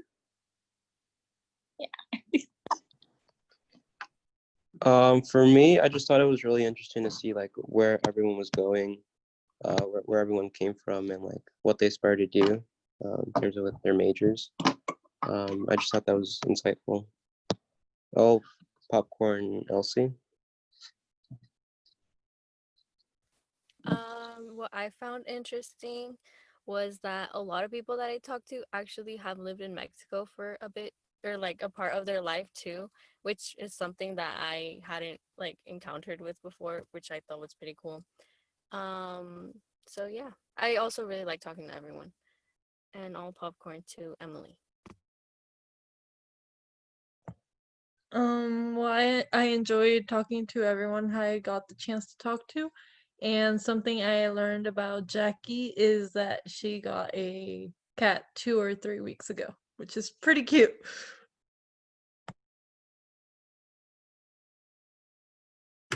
Have a good day at work, Tony.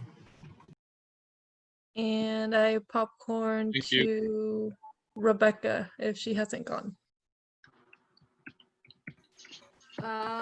So I guess I learned that well, I thought Haley was really quiet, but it turns out she's not as quiet as I thought. And that was really cool to see that she like really opened up and like is very like out there and stuff. So that was cool. And I really enjoyed talking to everyone. It was really fun. I don't know who hasn't gone.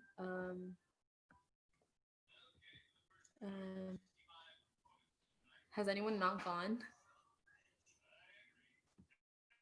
Like everyone's gone. I haven't gone. Oh. I found it interesting that I haven't met anybody from Sonoma. Like, I haven't met anybody that lives there. Everybody's from somewhere else. There's people that live close, but not even in Sonoma. But yeah, I thought that was interesting. I'll call on Erica. Have you gone? I have, but like Oh. if nobody else wants to go, I'll go again. Does anybody volunteer before I decide again? Yeah, I'll go. So I talked to Crescencia and Elsa, and I noticed that we all had glasses, so I thought that was pretty cool. And that we can't wait to go to Sonoma next semester because we want to leave home. And I'll popcorn over to dang, who hasn't gone? I haven't. Christian. Yeah. Well, in general, I found everybody friendly, and so I think we could all become good friends.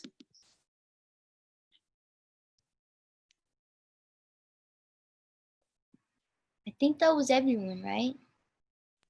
Yeah. Okay, well, thank you for today's session. Me and Alex are super happy. I'm glad that all of you got to know each other more. We wish you luck for tomorrow's session because we know like math and English, tonight's homework won't be like the funnest, but we believe in you guys. You guys got this. Well, we'll see y'all later. Yeah. Oh wait, and Instagram Live tonight. Oh yeah, Alex is gonna do an Instagram live. It's called ssu.team.avatar. Go give us a follow. Or SSU Team Cosmo, just cause like it's Team Cosmo.